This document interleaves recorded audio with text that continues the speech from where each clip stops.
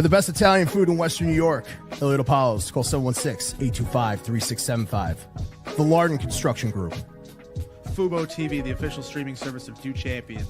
FanDuel, the official sportsbook of Do Champions. For all your summertime needs, beauty pools, as well as kayak pools. CX Chronicles, your total customer solutions focused manager. W.GG, the official energy drink of Do Champions. Hey, Sons of Erie, our artwork looks better on your walls. Hamburg Brewing, please visit our tap room on Boston State Road, Hamburg, New York. And finally, Fat Boy Surf Club for all your surfing needs.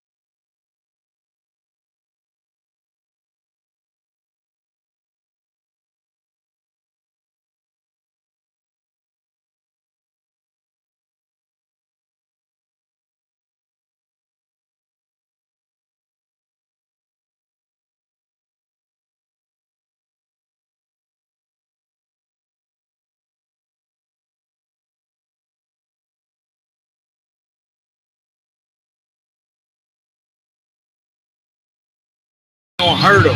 He's from Texas. All he said was bourbon and barbecue. That's the name of the spot, like bourbon and barbecue. I'm about to look it up. You gotta try this spot, eh?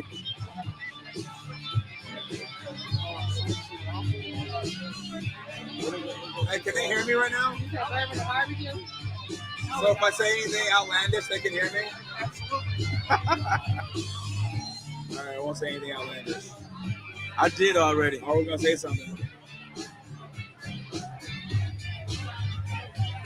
Hey, is this kid friendly?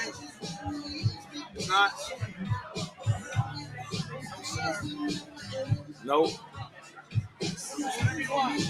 Nope, not gonna get me on camera. No, sir. Hey!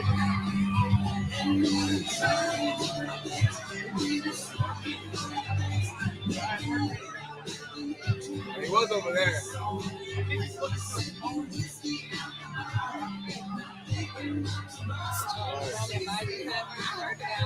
Yeah, y'all been on 15 minutes already? Junction, but you know what? Remember when I did that walk for Manny? And then I told you. Hey, whenever if you get a chance to go through the city, go to Roman Bison Tavern. The owner is from Texas. All they do is like barbecue. Where at? It's on Hurdle. Downtown. Yeah, 372 Hurdle. They do nothing but bourbon and barbecue, but the owner is from Texas. And like the cooks and all that, all they cook is put it down. Listen, the food good as hell. You good? Why are you in a rush? Why you packing? Why you in a frantic mode? Yeah. Hang on a second. Hey, Will.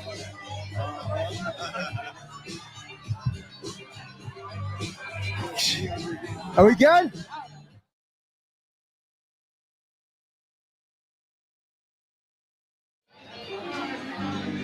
You're good. You want to take that? I'll take it. Are we live? Yeah. Nothing Never but left. nothing but illustrious guys. We'll get Pat Moran on. Hey. I didn't know we were still live. Yeah. I've Go been right talking there, the shit. camera. Headset there, microphone there. You'll only hear it out of one earphone. Yeah. Camera's right here. Can you hear me? Yep. Hey, Mr. Pat Moran, how you doing, buddy? You hear me okay? You hear me okay? Yeah, I'm good. All right. So we got, we'll introduce him right now. We got Mr. Pat Moran from Talking Buffalo. He's talking about philanthropy today. And I'm talking about the insurrection of COVID. Pat Moran, thank you for coming out today. This is your first Bocce attendance. It's not your first time at an Italian food and drink or a charity tournament. Looking around right now, you're seeing some familiar faces in the Bills Army right now. How's it looking today out here at Solé Beach, and how you doing? I'm doing good, man. This is fun, man. This is a really good time. I'm a Saturday guy. You know this. You don't get me out on Sundays often. Hey, do you like that meme that I do? My day. You made me a meme, dude. I'm forever going to be grateful for that. I'm going to have to start using that every Saturday morning, too. So, does it change at all on Sundays with the Bills playing? Does Saturday go to Sunday for you, or are you just keeping that train rolling like Trainwreck Sports says? I'm definitely keeping it rolling, man. This is really impressive, by the way. I do appreciate that. Yeah, this is there's a lot of people here. This is really cool, man. It's a good Hey, vibe. have you done a DePaulo's wing review yet? Because there is the student body. It's my government name that's on the back of the jersey, but the government name wings of mine. Have you done a review on those yet, and why not? I have not. It's kind of like Mulberry in a way. Like there's so many good dishes there, Italian dishes, that it's hard to think about wings. But I finally did do it at Mulberry, and I liked it. So at some point, I got to get to Elio's to be able to do a ring review. I'm not going to take your word for it, though. I never would. You know, I'll lie to anybody, but if I do tell the truth, take 20% off it. Hey, what does the off season look like for you as a content creator? Because there are kind of lulls in a non-news cycle. You get incredible viewership. That's a testament to I guess what you would categorize is maybe your voice. I believe you called it bothersome at one point, but you've been doing Talking Buffalo, a weekday sports podcast. It kind of zeroes in on the major teams, Bills, Sabres, and it's been running since 2018. Correct me if I'm wrong. Almost 1,100 episodes. Yeah, yep. They're almost where did you get the idea to? I know it's not your main thing, but it is the main thing in terms of podcasts for a lot of people looking to be in the know for the Buffalo Bills. How'd you start that? How'd you keep that going? And what's the news cycle in the offseason look like for you? Well, it started because I moved to Florida in 2016, and after about a year or so, I got homesick and bored, and I started thinking about Buffalo sports, and then I got to a point where I was getting too lazy to write, and podcasting was like slowly starting to become a thing. So I started watching YouTube videos and stuff and looking into podcasts in Buffalo, and I just drew from relationships that I had with people in the Buffalo sports media to get it off the ground running. It started out weekly, then we did twice a week, and became a daily a few years ago, man. How'd you find that guy Joe from Queens, where you're just walking around a couple of bodegas and you're like, wow, you're opinionated? It is hot out here, by the way. I got to add this. Oh, Lord. Holy shit, is it hot here, man. No, but yeah, Joe from Queens, you said, yeah, he's quite the character. But people do tune in to see what he's going to say. Are people still tuning in on Blue Sky? Where are you at with that? No. Is Blue Sky still a thing, by the way? So, Maddie's got a couple questions for you. Pat, appreciate your time. Thanks for coming out to support the Ilio Powell Scholarship Fund, Harrison Playmakers for developmentally disabled youth, as well as the advancement of the underprivileged. Maddie, what do you got for him? Yeah, so I mean, we've talked about Bills, Sabres, everything. We had you on Hockey Hotline a couple months ago. When you do Talking Buffalo, do you like to go more like with your own ideas and things like that, or do you like to make it more opinionated? I think he's idealistic yet opinionated. Yeah, that's a good description. Look, I'm not an X's and O's guys. I've never been. There's shows out there, there's analysts out there, there's content creators out there that if it's purely about X's and O's, you should go and listen to them. You'll get a good education. It's about conversations and just having conversations with people, whether it's the world of media or athletes. I get a lot of former Buffalo Bills to come on the show, and I love hearing what other people have to say. I think having a podcast that's decent is about being a good listener. You know what I mean? When you have a guest on, it's just being able to listen and kind of lock in on where they're going with things. Right, and actually we had this guy on the other night, Woody. So I mean, we heard some great stories from him, but real. Speaking of Woody Ribbick, what's going on, buddy? Hey man, I'm live on air, so can I wait till I'm off? All right, so real quick though, I do want to talk to you and kind of get your opinion on the very large offseason upcoming for the Sabres. So I know this is kind of like Billsy podcast, but we do sprinkle in some Sabres. So can you give me what you think might happen this offseason? It's a great question.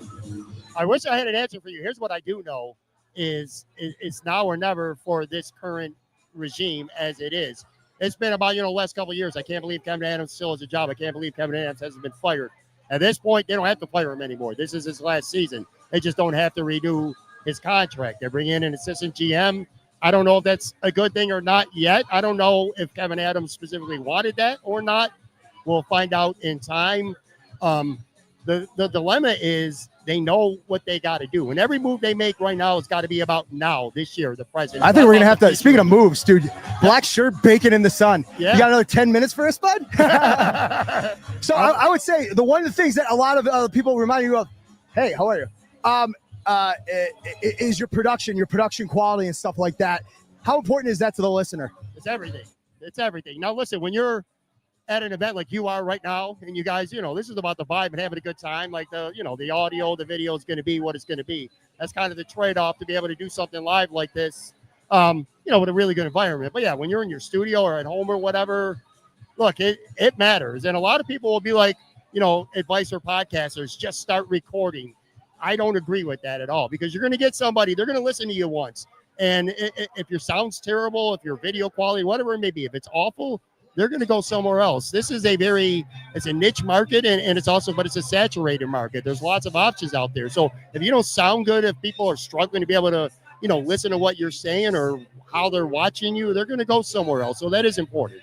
Right. And you saw our production, like when we first started, that was like just get ready and record. Like, Yeah. you know, Night and day, man. Night and day. but I mean, this, like, we spent some serious money on these cameras and everything else, and when we met you at Sunny Reds, we wanted to make our production, like, that was the night where, like, we got to up our production, otherwise nobody's going to listen to us. Yeah, it does. It really does matter. Yeah, it's night and day with you guys, man. I'm looking at your gear now. I'm actually kind of a little bit envious here of this nice setup you got, especially, again, for a live situation like you guys are doing right now. It's really, really, really cool. It's really hot, though. Yeah. Oh, this is crazy hot. Last 2 years, it was actually raining. So last year we were parked under here because it was downpouring, and we literally had, like, it started out super sunny like it is right now, and then it was like just open up the skies like Buffalo does, and we had to literally turn everything and move it over. So this is definitely a great weather day that we have. It's a nice beach day. Glad to see everybody here. They actually started shutting off the road, and I know you couldn't even get in. Yeah, I feel, I'm here with my daughter today, and I feel like, the most important man in Western New York, because we came out and the cops wouldn't let us in, and then they did let us in just specifically to be able to get me into this event. And look, as far as the sun, I could stand to be out here for a couple hours and drop a couple pounds, so I'm not going to complain about that. No, I think we all can. Absolutely. So, Pat, we want to thank you so much for coming out and, supporting this charity event. We want to thank you for always supporting us, and we always try and push you as well. So, Pat, thank you so much for hopping on with us. I appreciate you guys, man. Have fun with the rest of the show. Yeah, we will. Thank you. So, Johnny, it looks like it's just you and me right now. I mean, I think he was looking for you. So.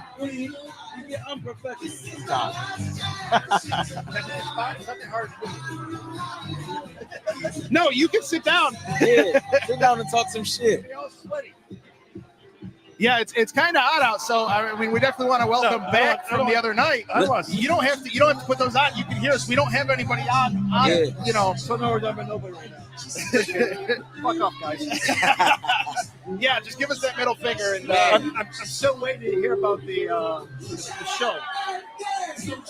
I will make sure that we get the YouTube link to you. It actually went out live last night. That was tape. It was tape, but That's bullshit. We put it out recorded, but it went live last night. Like, it went up last night. Okay. So send them the link. Yeah, I'll definitely get you the link. I have you. All I know is this: definitely not TNA out here. Yeah. That means tit and ass, in case you're wondering. I said that when it first came on. They told me to hold on. He's allowed to. Yeah. He's allowed to. You're not. Oh, man. He's not a part of the show. You are. So. But it's everywhere. Listen, Woody, I told him, I said, this is the worst place for me not to have sunglasses on. You're not black, though. Oh, man. Don't tell everybody. Mixed. So, Woody, real quick, what do you kind of think about this? I know this has been the 5th year of the Bocce tournament. What is this your 5th year being here, or only a couple times? 5th year. I think it's a great opportunity for people to have fun in Western New York. Western New York is not that bad. I've been around the United States, and the people complain about the taxes. Sure, they're high, but if you go to other states, you get taxed some way or somewhere. It's the same. Right. The only thing that sucks is New York City. Right. Have you played? You got a team? Honey? Have you played? You got a team? Did I play in a team? Yeah. Did you play? Fuck no. Why not? Because usually what happens is we get the ball, we'll toss it down, and we're done. Yeah, there's nothing wrong with that. I threw a couple times last year, but I mean, it was just, it's not as fun as doing something like this. Yeah. Sitting here watching everybody. You get to have alcohol. Yeah. Yes, you do out there, but if you get too intoxicated, you don't know what you're doing. I had a few already. Now my question is, on your screen, why is only your name on it? I'm a student. I'm a student. No, you. Well, Fuck. No, you're not student. Okay, I'm an asshole. He's somewhere else right now. So Good. Fuck him. Yes, straw. Let's put a straw in this drink. Oh, she passing me Ask for a drinks. straw. Put it in this ask drink. her for a straw. Niall, get a straw. Get a straw. Yeah. For me or her? Oh, for Woody. Go ahead, chug that shit. This? Chug it. Well, I could. I never did a shotgun. Yep. My neighbor said, "You ever do a shotgun?" I said, Yeah. No, I've never done it. I said, "What are the rules? I want to know the rules before I do something." So as soon as you get your shotgun, you drop your beer can when it's empty.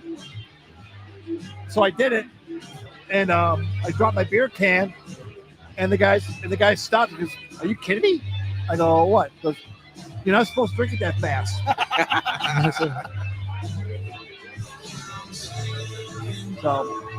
But if you missed it last night, definitely check out the recorded video with Woody Rivik that we have on with us right now.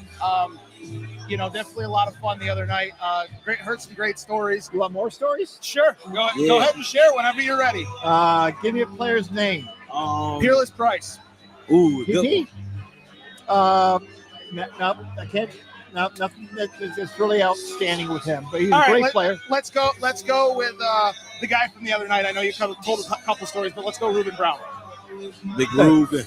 The only thing I can think about is the fight that we had. Is this being rated at all? No. His biggest You can thing say is what you want. if we are in the area, if I hear woodcock, I know it's him talking. And I'll say teeny weeny. He knows I'm talking about him. Yeah. Awesome. But the thing is, it's great that even though I've been removed from the bill since 2018, I still have I want to have a good rapport with the players, and I enjoy it. Even though management has a different attitude towards it, but I want to get involved. Not to have a job, but to have the person that's in charge of it learn how to treat the players, how to know the players. I know over 2,000 players. Yeah. And that's many people can say that. Yeah. I was just telling my fiance the other night. I was just telling my fiance the other night. Put the headphones on. It's all sweaty. Wipe them down. They're not anymore. Get it back. Okay. You're good now. Hold on to this other stuff. Yep. Okay, now I can hear. Oh, shit. Yeah, I was telling Much my better, fiance the much other better. night. The thing about interviewing you is like it's hard to ask you questions when you just want to hear, the real stories, what was really going on the sideline. Like I said, I could write a book. Yeah. Well, we heard that the other night. You can't. You got to have somebody do it. I need a ghostwriter. Yeah. It'll be fun. It'll be fun. The thing is, if I have somebody talk to me about something, have a ghostwriter behind me, I'm done. I'll talk forever. Yeah. I mean, you might get the book done in one night, or at least the recording for the book in one night. Now here's the one. I lived with Phillips for 3.5 years, and the best part, one of the stories we had was he used to have those little parachute things, and when he would shoot it off, it needed some weight. So he decided to be the radiologist that he is. He got his keys as a weight, and shoot it up in the air and watch the balloon fly away or the parachute fly away. I said, Fred, dumbass. He goes, what? Goes, are those the only 7 keys you have? He goes, oh shit. And they went into maybe 200 or 300 yards in the deep, deep woods. But it was just hysterical just to see him like his jaw drop. And another time when I was first married to my wife, he said, he's yelling to her, don't worry, I have a gun underneath my car seat. I have 2 guns in my bed. So don't worry about your safe. So the whole neighborhood knows he has 3 guns in his vehicles. And, Good God. But he's a great guy to hang around with. Trying to think what else. Did I tell you about Bruce Smith? A little bit, not too many stories. I think you only not gave too us much. one. We're in a game, and I don't remember what game it was, but Bruce Smith said to me, guys, I have 2 words for you. Is you coming or is you ain't? And I looked at Daryl Talley. He looked at me and goes, hey, he's on a roll. Let him go. Yeah, I mean, we heard the story from Ruben the other night about Cortez Kennedy being in Jim's basement with him, I remember Bruce that. is just egging him on after Ruben had a great game against him. What's nice is if I see a player that he doesn't know who I am. I know the equipment managers from pretty much every single team. And I'll say, hey, so how's Walt? He goes, oh my God, you know Walt? Yeah. I mean, out of the blue, hypothetically, if Harrison Phillips was to be in, I don't know, maybe San Diego, and say, hey, how's Woody doing? They'll know who I am. That's awesome. But it was nice. My wife and I would travel out because I'm now retired. And we'll go like to different cities. Like we went to the LA Raiders. We went to San Francisco 49ers. It was nice that I'm still respecting the NFL, even though I haven't been around. But it's nice. I still talk to the guys from Kansas City, Green Bay, Miami, Charlotte, or Carolina. It's nice, to show the respect that it's nice to have. What games are you looking forward to this year? I'm with the Greater Buffalo Delta Sports football team, and we missed 3 games because we were traveling. We traveled to Phoenix. Trying to think. Oh shit! Here it comes. We go to Phoenix. We go to Tampa, and we go to Kansas City. Okay. So it's gonna be nice. Who invited this guy here? Oh shit! Here he comes. Excuse me. We're talking. Wow, it's hot. It's hot as hell. You're like a woman. You always bitch around. Say it. Go ahead. I'm right. I'm right. Go ahead. Yeah, he's ready. It's interesting that you're calling me a woman, yet you brought jewelry to a podcast. And your point being? You're an accredited champion, and this is the Duke champion meeting. Yeah, whatever. Everybody. I got cut out. Good. It's your headphones. Which button is it? Control him. Yeah. That one? You're a dumbass. So, Woody, I got to ask you, with the scholarship fund and stuff like that, how nice is it to kind of bring people from different walks of life but still support the same core group? I think it's great, but you don't think it's bad as one person. It's you. Why me? Because, it's me? Yeah. Hi. What is I'm this? the problem. It's me. You try to be positive around here. You bring negative vibes. Yeah, it is good vibes. Once again, we're down at Solé Beach Club for the 5th annual Student Body Right Harrison Phillips Bocce Tournament.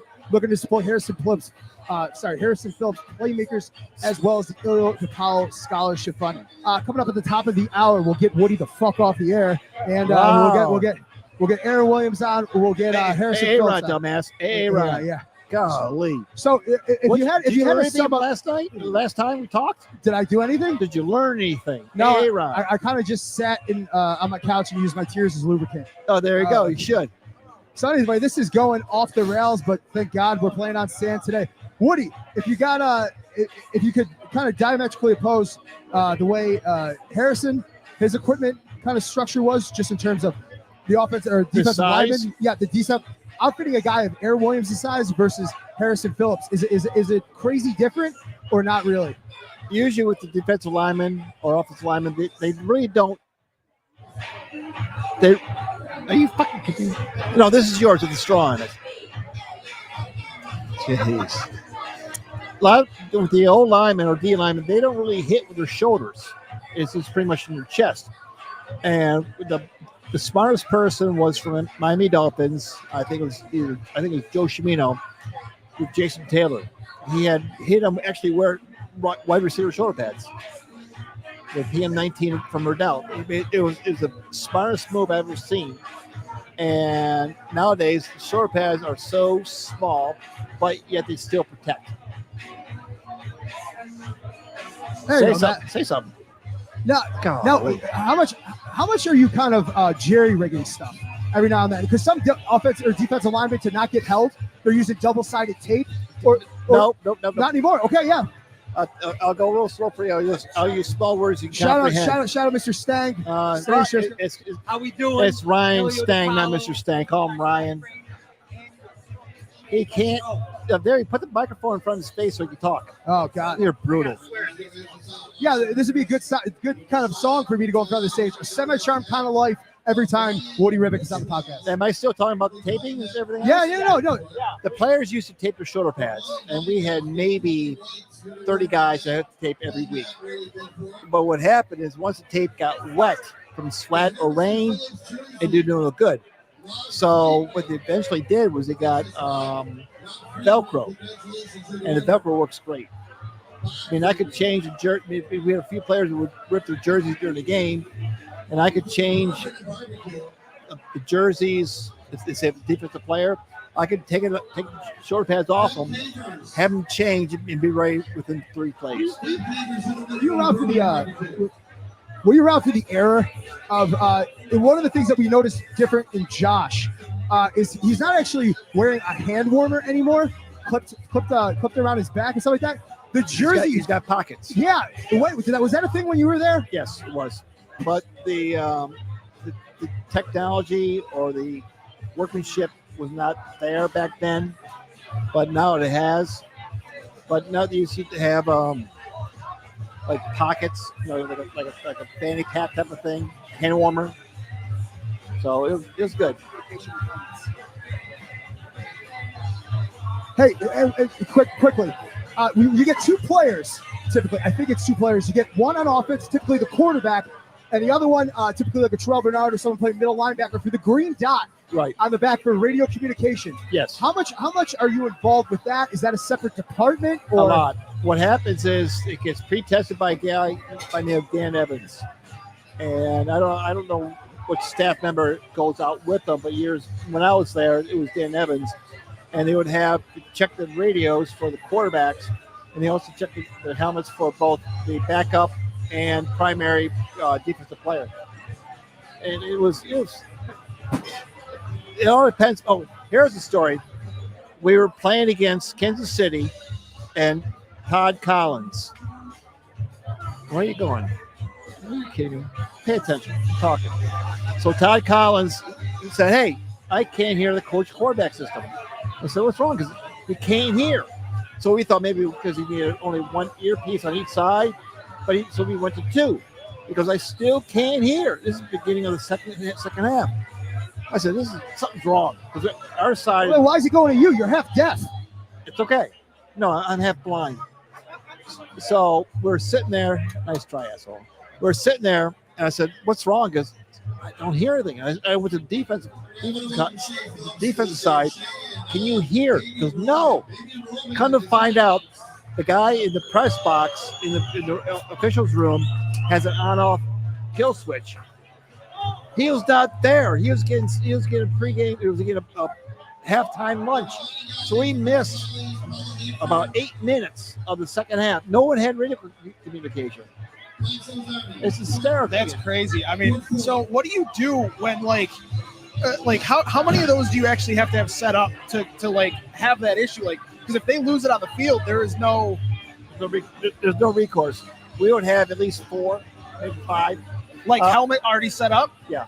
But what was nice is we used to have a true story. Here's a true story. Well, I don't know what game it was, but there was one time when Frank Reich was a quarterback and Jim couldn't play. Or is it? I don't know. It may have been reversed. I don't know. But the thing is, the quarterback helmet went down. I think it was Jim. Jim kept saying it's all about 219 or 213. And all of a sudden, Frank said, "What?" And just said, flips him off, says 213 or 219. That was the play. So when we were playing later on in the season, when the radios went dead, or if they didn't go dead, Jim said, here's a play. So it was hysterical. So what piece of equipment was constantly replaced or altered? Face mask easily, yeah. But yeah, I'll pat myself on the head, on the shoulder, but within 2 plays, I could change it. So which face mask was your favorite, or which one was the easiest one for you to switch out? They all the same because they have 4 attachments. Yeah. I think it was who was it? Morton Anderson, who was the last with the bar, the last person with the single bar thing. So Scotty Norwood. Oh yeah. Yeah. What would it take for you to get involved in a number dispute, or is it kind of like first come first serve, or what if you have 2 rookies there? I felt really bad. One time we had Sam Gash on our team, and Sam Gash went to another team. I don't know what team it is. And then from there, Patriots. Okay. And then he came back with us, Buffalo Bills, and he wanted. We had Sammy Morris is wearing, I think, 33. Yeah, 33. So then we changed it on him. I never told him. He goes, "How come everything was changed?" I said, "Because it's Sam's old number. He's all pro." Oh, I wish I'd been told. Why? You're a rookie. You're a second-year player. Sammy was good about it. Yeah, check your spam email. I wish I was told. Check your spam. Yeah. I don't know, back then we had spam back then. So I don't follow the modern technology shit. I assure you, this this will be a spam interview. You're hearing from Woody twice in a week, and I honestly think that I actually wish it was more. You want H Sure, over yeah. here? Have you had interviewed H yet? No, we haven't. His name's Harrison Phillips, by the way. We call him H. Okay. What do you know him? I think so. How is he like a locker clean out? I did not know him. I knew of him. I was terminated in 2018, right? And this year he came in, so I was able to know him through Jim Kelly, David Kern, and he goes, "Are you Woody?" Thank you for omitting me from that conversation. Yeah. He says, "Are you Woody?" And I go, "Yeah." He goes, "I heard a lot about you." In fact, still to this day, if I mention my name to say I'm a typical person, number one pick, I guarantee my name is still mentioned around the locker room. Not being as an asshole, but being a person that knows what he's doing. Well, often when you get those rookies coming in for their first visit, one of the first stops is the equipment room. Correct. Well, what I did was I'm trying to think how I could word it properly. I don't care about race, their tendencies, religion, color. Exactly. Yeah.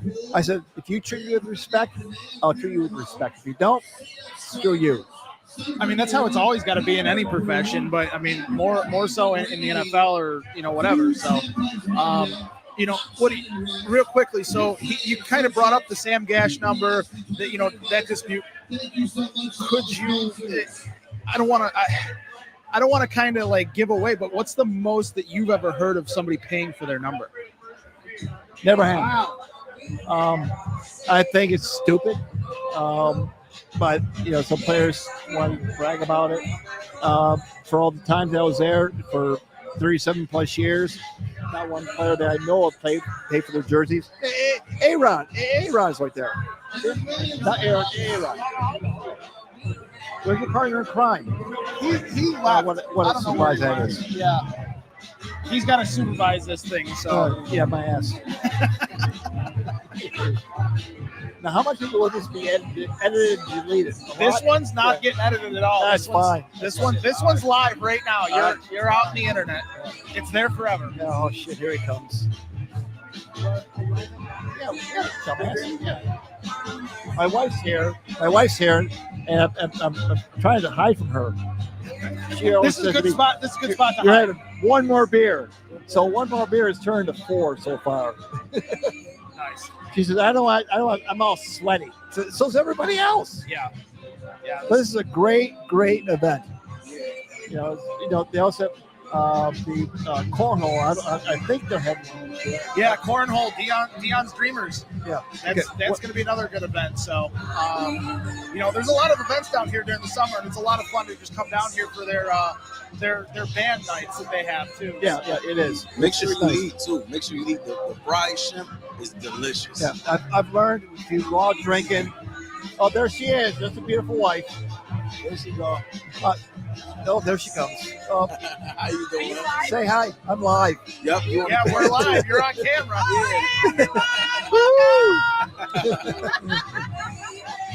You want to interview Renee? No, you're good. You're good. Okay. Fried shrimp. It's delicious.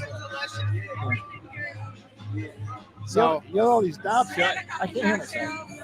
Yep. What the fuck? How you doing? You want to get on? There. Hold on. Is that too loud? Yeah, it is. That's better. Okay. Yeah, I mean that's the problem we were running into is the stereo, and we typically have a noise filter on here that will turn today, it down, you don't. but it's not working right now. So anybody listening, we do apologize, but we are at a live event, so I mean, it'll feel like you're actually here. Now, my question is, where's Thumbnuts? He's got his drink with the straw here still. He'll save that for later, I'm sure. He'll still drink. It's kind of warm.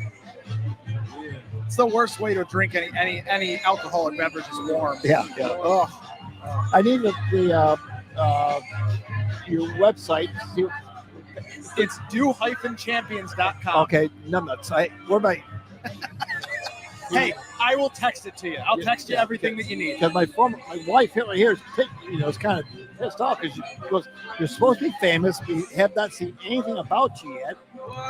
But I had to wait till student edited last night, and a student, not you. no, he edits everything. I do the graphics, he edits. So Okay. Hey, Jakester, I'm like you. Okay, just walk away. Tunnel vision, you're going straight to the bar. I'm surprised that is. He's a great guy. He's just so much for the Paulo's family. And Yeah. it's nice. Yeah, he does a thing every week at Sunny Reds, and that's another great place. Where's that at? Sunny Reds is over on Abbott, up by the old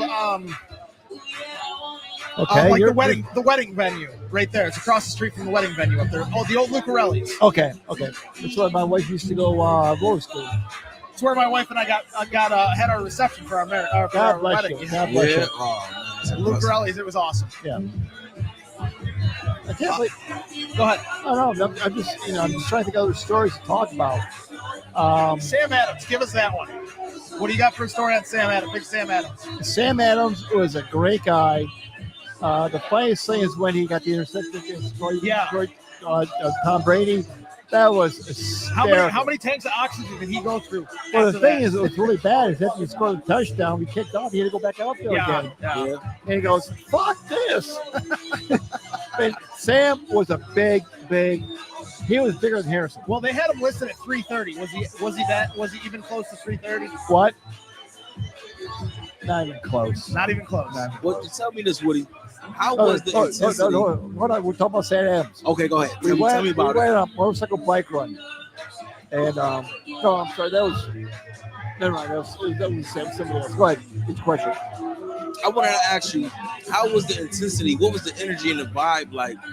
1992, Jim Kelly versus Steve Young was in a shootout. How was that? In San Francisco? Yeah. Yeah. No punt game. No punt game. Yeah. But the funniest thing is, no offense to Pete. I love Pete like a brother. But Pete had like a 30-yard head start against anybody on the field. He was tackled in 10 yards. I said, holy shit, no wonder you're just a tight end. You can't run worse shit. Holy. Oh, man, that's crazy. Yeah. I'm trying to think of anybody else. What about Bledsoe? Drew is good. Oh, here's some stories. I hope they won't get mad. My son Kyle used to go to our capsule practice a lot, and he would keep his bicycle at training camp. I mean, so it's at the complex,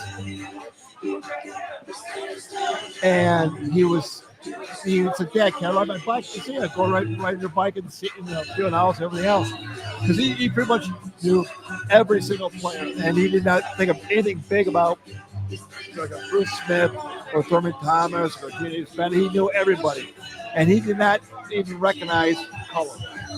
So he's riding around on his bike, and this dude said, "Hey, I need to borrow your bike." And Kyle said, "Okay." So Kyle got on the bike. Drew Bledsoe got on the bike, and Chris Shetty is a great trainer, physical therapist in Wales. And he has, I don't know, he's a short person, or midget, however you want to word it. Yeah. Also, Drew said, "Hey, Chris, I found your bike." So, no worries, get it or no? No, okay, I'll go a little slow. It was slow words for you. He had a small bike. Chris Shetty is a small person. Yeah. Drew Bledsoe was 6'5", so Drew Bledsoe was like trying to ride my son's bicycle. It's like those two. It's like those two fat guys on the trike. Yeah, or it's like the Shriners. Yes, that's what That is what it was. And the whole training room erupted in laughter. And Chris, great guy, took it as he loved it. Yeah. But because it was my son, it was Drew. Another story about Drew Bledsoe is I hate to pick on Chris, but Chris has a heart of gold. He's a fantastic person. We were talking about golf, and we were at some country club in Rochester during training camp at St. John Fisher.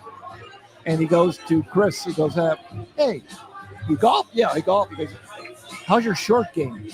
I said, "No, don't go that route." And yes, he did. So it was fun, it's all in good faith, good fun. So, Yeah. but Chris So- took it good. So here's one that I didn't get to ask the other night on Friday. Do I have to answer it? You don't have to, but Chris was telling us a story about when Fitz came back his first year when he came back. I think it was with the Jets after he'd been with the Bills, and Chris said he wanted to do a jersey swap. So Chris started taking off, and Ryan wouldn't let him take his shirt off to swap the jerseys. He said, "I'll give it to you later." Yeah. Have you ever swapped with anybody? No, I have no reason to. I mean, I've had so many jerseys. If I was to bring in, hey, dumb nuts. Aaron! Hey, Yeah, the black thing. Okay. I have no. If I was to bring home stuff that I would have to want or get, one time we were in the Pro Bowl. I think it was in '89. We got beat by Cincinnati. We went to the Pro Bowl in Hawaii, and we had a football in the locker room to have signed by all the players. We had all players except one. That was Eric Dickerson. And he goes, "Hey, you've been taking care of me. How about you do me a favor?" Oh, I go,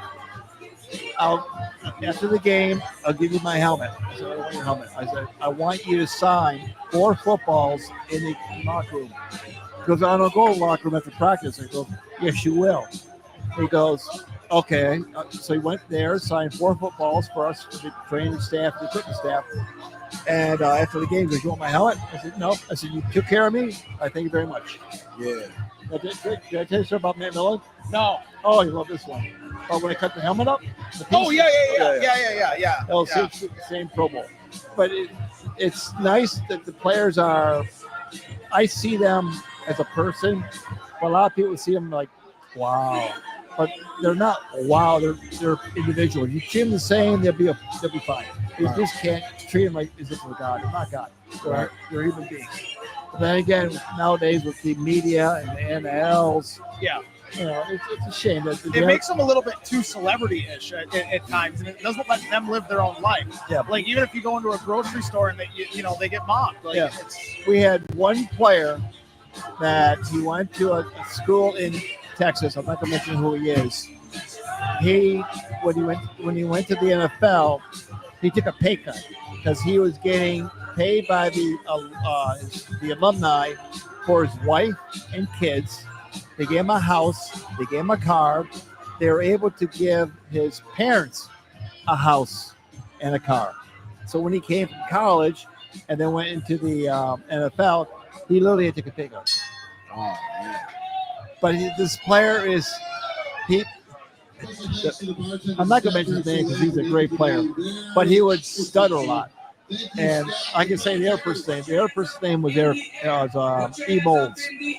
E. Molds and him would have fights. And all of a sudden, this one player would start stuttering even more. Yeah. And it just fueled E. Molds to go even worse with him.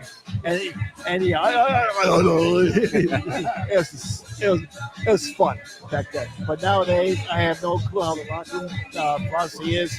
But it'll be fun to see. You know, I would like to be there again, see how it is. But maybe my time has come. Well, you said the other night that you would go back. I would go back in a heartbeat. Yeah. But I can't with my 4.54 anymore. I can't catch punts like I used to because I only have one eye. Yeah. I've been hit so many times on the sidelines. I got detached toe right now. Yeah. I've had 7 knee surgeries, major knee surgeries. I mean, but again, if you look at my surgeries, you look at people that have disability injuries, they have 15, 20 injuries, like stents in the brain. I've had a lot, but they've had more. But I can only do so much, with my injuries. So. How well informed are you with like CTE and like the mental health thing going on amongst the NFL players after retirement? Say it again.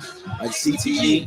CT, like The thing is, you can have the safest helmet out there. I don't know how to word it. When you're talking about the Pro Cap, The pro cap was designed by some. I can't forgive me for not knowing his name out of Erie, Pennsylvania. And Mark Kelso had a big part of it.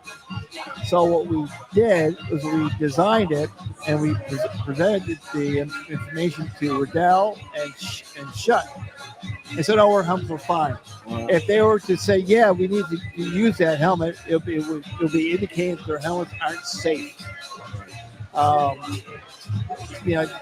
Remember, you weren't born yet, but Willie Lanier. I know the name, yeah. Kansas City. Look him up. He had actually back then a 1/4-inch foam on his helmet that was sewn into the shell. And it worked fine, but no one said anything about it. Right. Yeah. But nowadays, you get to worry about lawyers and lawsuits. And my thing is, it's not the person. It is a person, but who cares about the law or lawyers get involved? Right. There's something they want. They want to get involved so that way they get the power of the monies. Right. It's a shame. Yeah. Well, lawyers seem to ruin everything, right? Well, being him, yes. Hey Woody, a few of my uncles wanted me to ask you about Odell Beckham gloves. Remember that catch, that famous catch he had leaning out of the end zone? The one-handed with the 3 fingers. They wanted to know, was those fucking gloves really sticky as hell? Like, was it illegal? But the thing is, years ago, we could spray something on it. The NFL got strict on that, but you can still get around it. And there's so many things that the NFL does not know, and they don't care as long as they have a product on the field. I mean, like the uniforms. That's my biggest gripe. Right. It is terrible the way they look. Do you feel like it was used? You never know. Never know. Good man, Woody. Good answer. Oh, shit. Who invites this guy here? Uh-oh. Oh, I know this guy's from college.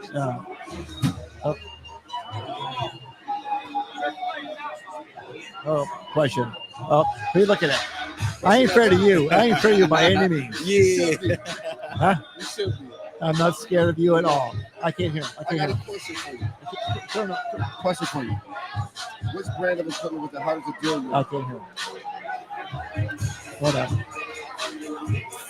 Can you hear him? Talking to his mic. Talking to my mic.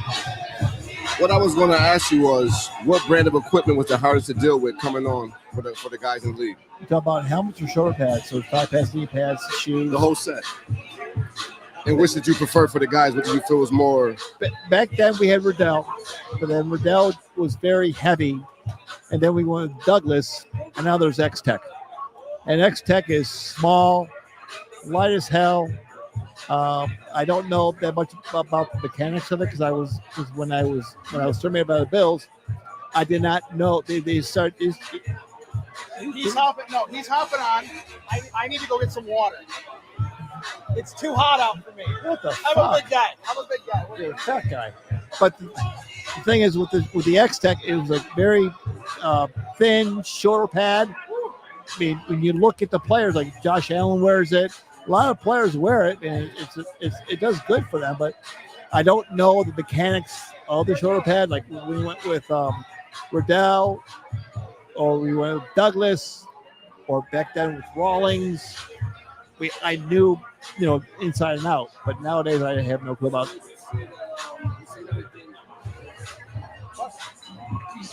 Go ahead. You hear me?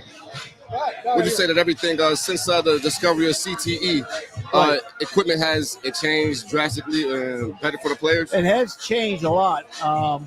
It's a long overdue process, but you have to worry about the lawyers, you have to worry about the trainers, you have to worry about the image of the NFL. You got to worry about the fucking agents. And the agents, You got to worry about everybody. Yeah. It's a shame that years ago, I was talking to Jeff the other day. One time we had a player that had issues with his helmet. And I said, I know more about helmets. And I said to the agent. For anybody that doesn't listen, would you mind telling that story just one more time? Sure. Just in brevity, yeah. Sure. Can you hear me okay? We had issues during a minicamp. We had all these rookies coming in, obviously. and we had a player that was adamant about wearing a shut or bike or AHI helmet. How do you word it nowadays? And he says, I want this helmet. I said, what? Nope. I said, we're going to put you in a safer helmet than what is out there. No, I want this helmet. I said, tell you what, just wear the helmet for now for pigs and whistles and just enjoy it. His agent called me up. He got my direct line. I don't know how he got my direct line. Agent called me up. Wow. Yeah, so how out of pocket is that, right? The agent just goes right to the top. Like he knows better than you. Yeah, right. Well, this is where the story's going. I'm trying to think who it was. Rosenberg, I think maybe it was. Peter? Joe. I don't know which one it was, but it was the power agent. Oh, it's big time. Yeah. Big time. It was our number one pick. And I asked him, he's telling me you need to do this, you need to do that. So I tell you what, when it comes to like investments and stocks and bonds, do I ever tell you what to do? So no. Good. Because you know what the hell you're talking about. So exactly. I hung up on him. So then within minutes, I got a phone call from a general manager, John Butler. He goes, get your ass up here now. I go, okay. So I went upstairs. I said, what's wrong? He goes, did you tell this agent pretty much to fuck off? I go, yeah. He goes, good for you. Good for you. I can't think of the agent's name, but if it was a multiple choice question, I can get. I think Harry or Howard. It was well, I wasn't there. What the fuck do I know? No, I need your assistance. You know everything about it. I wasn't listening the first time you told the story. What do you think? You think I listened the second? Okay, fuck off. So, but the thing is, I know what to do, how to do things, so I'm comfortable with if a player has an issue, I can't hear him. If you could do it all over again, you got what, 30 years in the industry now? 37. 37 years. Plus. Apologize. 37 plus. Would you go into a different field or would No. you be right where you are? No. I was told by my college, advisor, think of what you want to do for free for the rest of your life and do that for your job. And that's a good way to send Woody off. We want to thank Woody Ribbick for I'm coming done out. talking? You're off. You're out. We got the guy who talks for a living. You want Jigsaw instead? Yeah, I do. So anyway, this has been DJ Woody Ribbick. I think you're taking over the ones and twos, and he's going to play Duet by Billy. Duet by Billy Joel. No, I'm just silly. Okay, you can interview Jigsaw. Hey, Jigsaw, how are you? Good, guys. I can't hear him. Thanks for having me on. No, thanks for being here with us. Oh, there's Bob Kaczynski. Let's wave to him. I grew up watching Bob Kaczynski on TV. He's my idol. I was just born when he started working. Well, one time you chose to be alive. We're at the Jeffrey Gray. Oh, sorry, I used my real name. We're at the Student Body Right. Harrison Phillips Beach Boxing Tournament. We've been doing this for a lot of years here. And one of the guys who's spinning the ones and twos as well as keeping us organized and within park code is DJ Jigster, the only guy who's managing more equipment than Woody did in his career. Jigster. What's up, bud? How you doing, buddy? You're the best. How come every time, there we go. How come every time you have me on your show, I've had like 7 or 8 cocktails? I don't know. Every time I have you on the show, there's blaring music in the background that we're just getting boogied with it. Jigster, you do a lot of philanthropic stuff. What's up? You got Renee next to you. Oh, yeah. Say hi to Renee. It makes me nervous to talk to someone of that beauty. That's why I have you two slap dicks on, right? So you do a lot of philanthropic work. It seems like it takes over and is the main thing sometimes. Talk to us about the Illiard Apollo Scholar Foundation. Talk to us. You're involved with Jim Kelly. You're involved with Harrison Phillips, as well as your food drive around the holidays. Tell us, how do you keep the energy up? Is it because you have a reprieve south of South Buffalo? What are we doing here? Well, it's like I was lucky. Like I grew up in Genesee, Wyoming County, and we did a lot of fundraisers. See you, Woody. We did a lot of fundraisers there, and you kind of learned how to help other people at a young age. And then you, when I got to Buffalo, then I said Rock. It's a huge media platform, so you got a big media platform to stand on. That's what you do. You help as many people as you can, and then it's like everything just blew up. And then hanging out with Jim Kelly doesn't really hurt things. Obviously people know who Jim Kelly is, and when you got Jim Kelly's name behind a charity or whatever, it's pretty easy to raise money for it. So it's always been fun and fulfilling and just the right thing to do. Well, I would say to give myself kind of like an ego check and to give you a hype. You're the most handsome man that doesn't have a face for radio. You see a lot of faces out here. You see a lot of impacted youth. It's nice to get in front of people that you are directly helping. Did you kind of have almost a come to philanthropy moment that kind of made you realize that you could do more, and you do have it in you as a man to give forth a better effort to empower others who just never had it like you? Well, no, I think I was just raised right, and then had some early fundraising experience with the people I hung out with in my hometown. And then I just it's just the right thing to do. I tell you what, when the first year of Rock Out Hunger, Brady, that's going to be the 20-year anniversary coming up this November. It's an incredible endeavor. But the first year, they asked me if I'd be willing to live on a truck. 20 years ago, I was like, yeah, because I was more for myself, because I'm thinking I'm going to get a bunch of airtime out of it. Was that a Metallica offering to live on a truck or a bus? Or were you going to be a roadie, or is it just? No, it's like live on a truck until it's filled up with food. So back then, it was about, I'll get some airtime living on a truck. And then it quickly became about, oh my God, I'm living on a truck, and people are donating food for people that need food. And then you're meeting people that need food. And it quickly became more I didn't care about the airtime. For me, it quickly became about helping people. And then when I got the stats about hunger, and not just Western New York, everywhere, and the stats go up every year, it really came about feed more Western New York than it came about my airtime. Yeah, well, one of the things is you were responsible, and you see all those stats and stuff like that. I think you were kind of responsible for the vibes, not only here, but the vibes in the stadium. I don't think a lot of people knew that. That you curated a lot of playlists, and you still curate them out in the parking lot and stuff like that. Weren't you part of the stadium music crew once every day? I did that. I kind of a roundabout way to introduce that point, but yeah.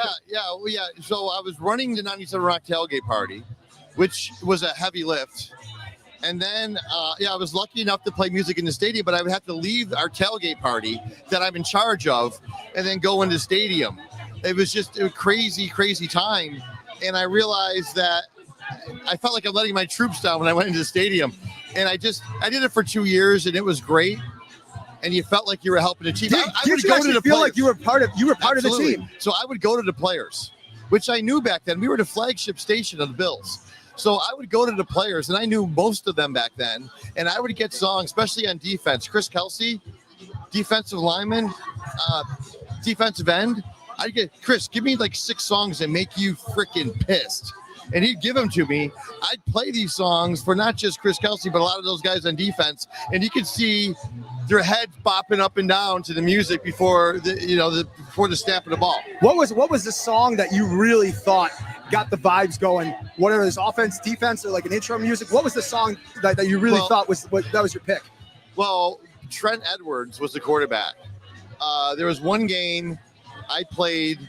You hear it all the time in the stadiums now, but back then you didn't hear it. It was 2010, I think. We were down by 4 points against the Raiders, and the Bills have the ball for a final drive with like a minute left. I played Don't Stop Believing during a TV timeout. Oh, yeah. And they came back and won the game, and Trent Edwards gave credit to the Don't Stop Believing. He heard that song. He knew that it was going to happen. Was that Trent or Fitz? It was Trent, I believe. Pretty sure it was Trent. I might have played music for Fitz too when he was there. But how are you going to question the details of a good story? That was in an ESPN article. So I'm like, okay, I'm getting credit for winning that game. But yeah, definitely to answer your question, yeah, you felt like the team. You wanted songs those guys wanted to freaking, especially on defense, Yeah, I mean, it's kind of an awesome thing, like hearing the music. We'll give you one more question quick. It'll be a fire question, and I know you got to get back up there. Thank you for coming out. This is the I was always honored to be on with you guys. Thank you. Do appreciate it. Matt, last question. Go. You turned me down, but real quick, what was probably your favorite moment of Highmark when it was, being in there, doing when Jim Kelly went on the Wall of Fame? I had a press pass. I was in the press box. I haven't sat out in the seats in many, many years. We went out. John Kutchko he was a sports director from Channel 8 in Rochester. We went out in the upper deck and just sat and listened to Jim Kelly going into the Hall of Fame and his speech, and it was a very emotional a very emotional time, and I'll never forget that day as long as I live. And Jim got his number retired at Hey, as we say here, it's everything you need. Nothing you don't. Thank you, GJ Diegert, for guys, coming I on. appreciate you so much. Hey, thanks, laddies. Hey, Brady, this was all your idea. This is all you, my man. Hey, we don't use government names on this podcast. I got too many haters. Anyway, all right, boys. I'm going to switch over Mike's seats. Too many people using my government name. If you don't know who I am, then you're not paying attention anyway. So not to be an egotist, but hey, we're drinking here. What's up? How you doing? Man, we got like 600 people here. So it's getting a little crazy out here. What can we do for you? Yeah, you can come up on. We got everybody coming on. We got Mr. Sal Capaccio coming on just in a little bit. Another face, his name is the crowd. But hey, we're going to talk about, hey, we got Junior Lambert coming on, an up-and-coming athlete in the Hamburg area. Hey, how's today been? Just as a participant, who have you met who was really nice to you, and how'd it go? It was pretty good. I met Harrison Phillips and Aaron Williams. He was pretty nice. Both of them were. Hey, Will's the best, isn't he? Yeah. Yo, so I got to ask you, who do you look up to in your athletic career? Whether it be someone local, someone, I have a pretty good idea of who the goalie is, but who in your football career do you look up to? I look up to my dad. He's like a big part. I wear 56 after him.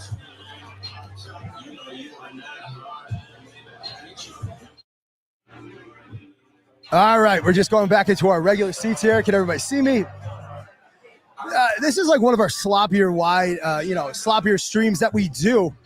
We want to thank GJ Diegert for coming on. We want to thank Woody Ribbick for, penning half of his novel on air. That was ridiculous. Always thankful for professional athletes. But hey, yo, Junior, if I had to ask you, who would be, if you had a podcast, who would be 3 people you'd love to interview? 3 people I'd love to interview is Theo Vaughn, Steven Wilson Jr. And, he's funny. Yeah. Probably you. Why would you want to interview me? They're pretty funny. And I'm pretty funny? Yeah. Yeah, I got my student body right here just because of all the vitriol in my DMs. Vitriol, it's going to be an SAT where you can look on those when you get to it. But, hey, what's it like playing with such support from your friends and family? And don't you think that is a big thing of the reasons why Aaron Williams comes back all the years, Harrison comes back all the years, because they feel like the fans are family? Wait, can you repeat that, please? Sure, let me remember what it was. Hey, a big thing about you and how you play so well is you have the supports of your friends and family. Don't you think that's a big reason why you see Aaron Williams here, Harrison Phillips here, because they treat the fans in this Buffalo community like their family? Yeah, it's a pretty big part, like friends and family, being an audience. Go, baby, you're not done. Don't get nervous. I can't think of anything else to say. If you had to buy a jersey right now of a current member on the team, who would it be? Would it be your neighbor? I already got one. If anybody's not, actually, we're not going to out where this guy lives. That'd be pretty bad. So, Maddie, what questions you got? Yeah, so last year you you can say no. you had given him a jersey. What was that like? It was pretty cool. He got pretty emotional. I think he loved it. And which jersey was that? It was my football one with number 56 with Lambert Jr. on the back. Are you excited to play this year too? I'm cutting back from football this Are year. you? Yeah. What are you going to be doing instead? Cross country and hockey. How are you at hockey? I'm really, really good.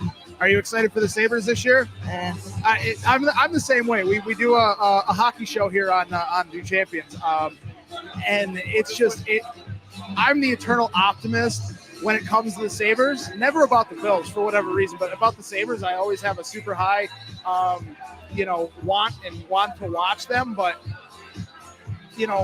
for yourself, what do you think they're going to do? I've seen it a couple times and it was pretty good, but like your Sabres interviews and stuff, I think they have like a good year coming up. What do you think it's going to take for them to get out of this drought? I think they're going to have to bring up Levi and like what they did with Levi last year, they're gonna do with Lukanen. So you think Lukanen's going to go to Rochester? Yeah. I mean, you got to remember he's got to clear waivers and everything like that. So I mean, even Marty Baron said it the other day on the radio. He thinks that Levi needs one more year in the minors, especially if they don't make any changes on defense. Because you can't put a unseasoned goaltender in. I was just cheering. I was just cheering your favorite team. So, Jordan, to finish this out, what is your favorite part of the Bills season? Favorite part? My favorite part is watching them in the postseason and praying they'll come through on that final touchdown or that final kick.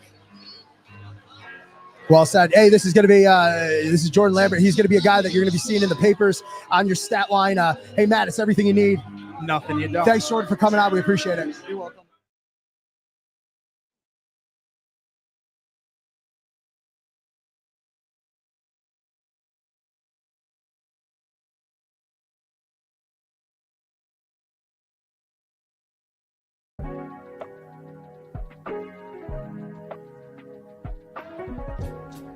For the best Italian food in Western New York, Elliot Apollo's, call 716-825-3675.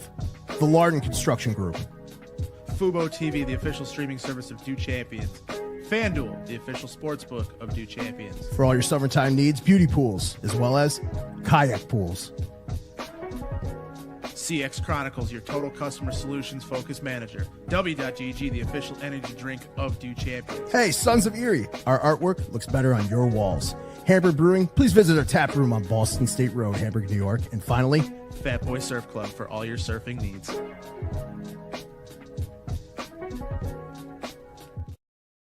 So real quick, I do want to bring up one of the members of the Do Champions, our Do crew, real quick while he's still here. Didn't want to think that we forgot about him at all, but we did have a little bit of technical difficulties earlier. One of our power cords died, and we finally got that figured out. So I'm glad to welcome Tommy Giambra. Tommy, how are you? I'm good. How are y'all? Not too bad. I know you've been sitting down there for a while. So what's going on? I'm just chilling, listening, and enjoying the show. So what are you in? I know you and Pat have something coming up. Why don't you tell us a little bit about that? Yes, we're going to be doing a show Tuesdays.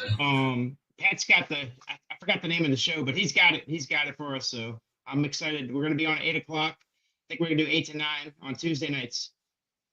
Yeah, I'm super excited for that. I mean, because I've always thought you've had a voice within the Bills community, and you came off a certain network we will leave nameless, right. You kind of haven't had a way to kind of input your thoughts and feelings on the Bills.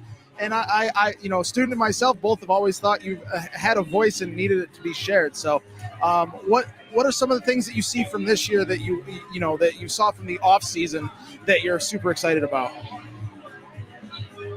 I'm excited to see the growth of the offense, adding in Elijah Moore, Joshua Palmer, and guys like that. I think we're gonna see uprising in our offense, more points scored, and adding pieces to the defense too. I think that'll really help, and I'm very excited to see what we do this year. Yeah, so I mean, one of the big things is that we're running into an issue with here is a lot of people are kind of 50-50 with James Cook, right? So, I mean, what are your feelings on James Cook? I hope they work it out long term because I think he was a vital piece to our offense, and I know he wants to get paid. I think it was $15 million a year, but I mean, if the Bills could just manage to keep him in Buffalo, then all good to him. But if not, then I mean, we got guys that can step up. So, Tommy, real quick, I mean, I think you know this guy to my left here. Yeah. Very, very big supporter very big supporter within the Bills Mafia, Bills fans, however you want to look at it. So, but we have him coming up, and we're gonna go talk about some stuff. So, Tommy, I'll bring you up here, back up in a little bit to finish talking. But Yes, sir. you know, we have some guests here we want to go over with real quick. So, you know, stay here, and we'll bring you back up. Okay. Okay. Yes, sir. So proud to introduce next to me here, and I'll let him introduce our other guest. We have Anthony from Poncho's Army, the head of Poncho's Army. Super excited to have you here. Super excited to do any of these charity philanthropy events with you. I know you have a couple coming up. I know we're going to be part of the backpack drive. So tell us a little bit about stuff you got going on right now with Poncho's, and then also introduce your partner here. Well, first and foremost, we got our asses kicked in one hole. Secondly, none of this is possible without Jesus Christ, our Lord and Savior, baby. Secondly, man, I can't believe all the beautiful people here, man. And we're nothing without the great people we surround ourselves with, man. My dad always said, "You show me who you hang out with, I'll show you what you're gonna be."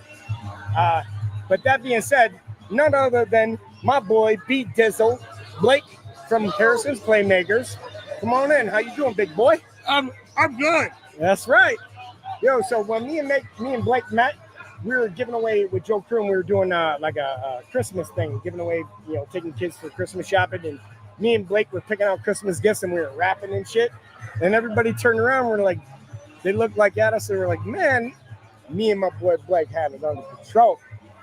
All I can say is God is great, and man, and Matt, you're a beautiful dude, man. I don't know how you put up with Brady, bro. Holy cannolis. So, Blake, why don't you tell me a little bit about what kind of being part of Harrison's Playmakers means to you?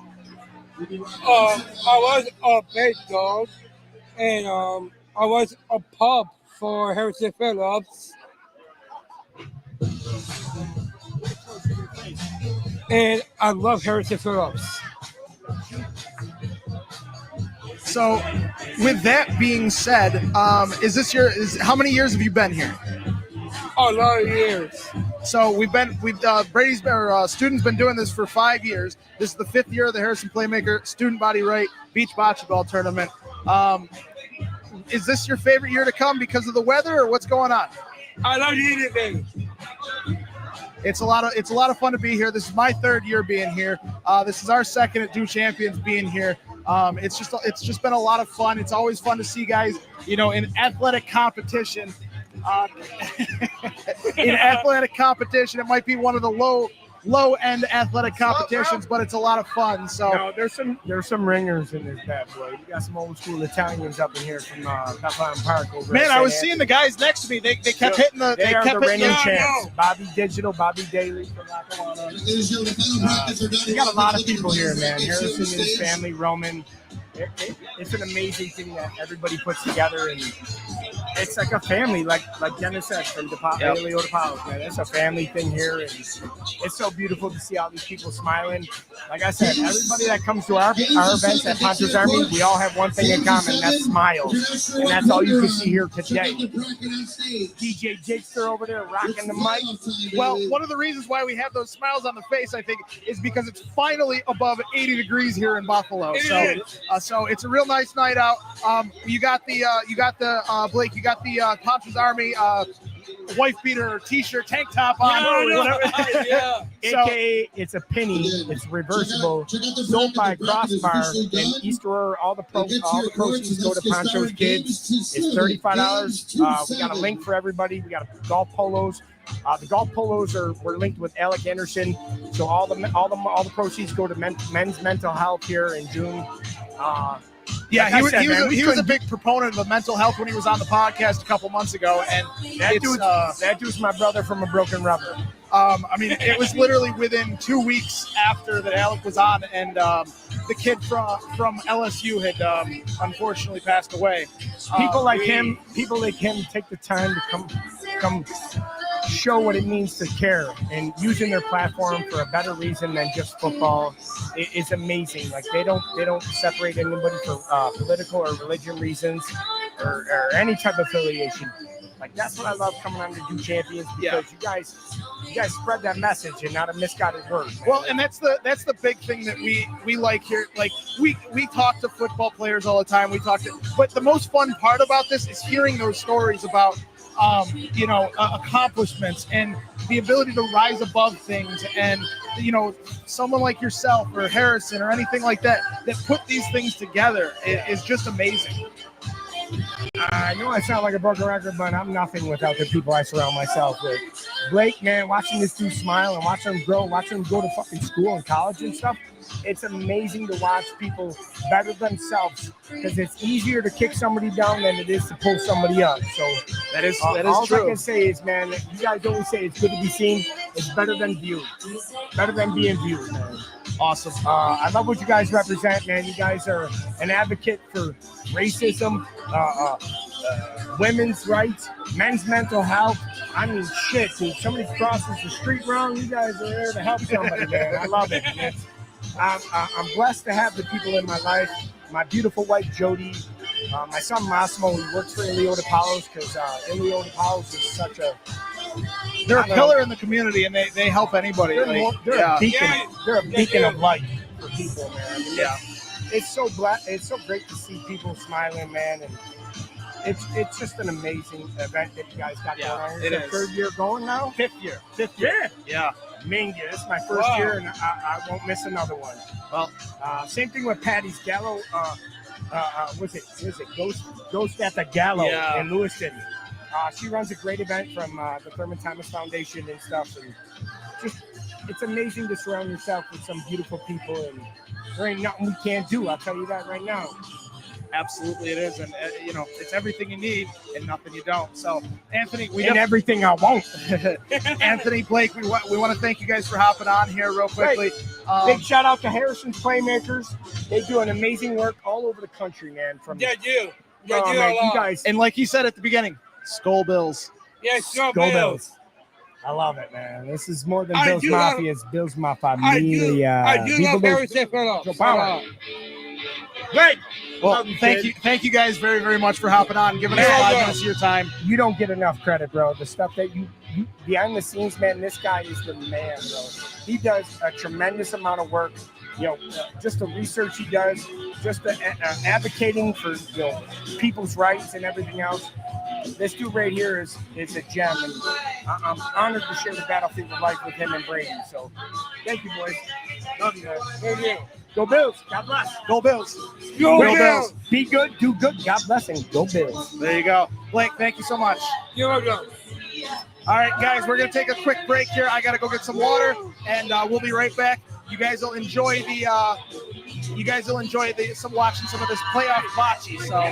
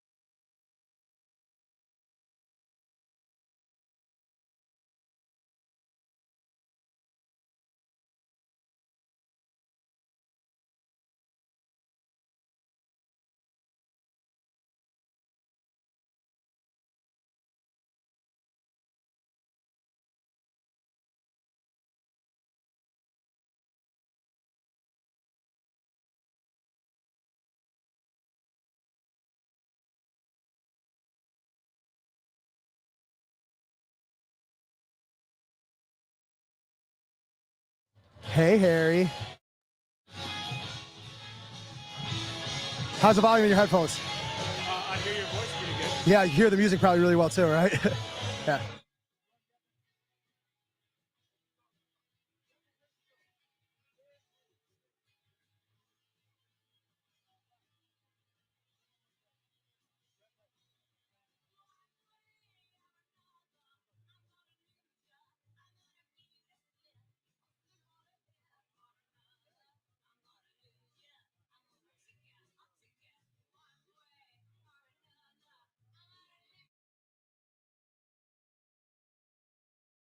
The Bills make me wanna kick your heels up and throw your hands up and throw your head back and come on now. The Bills are making it happen now.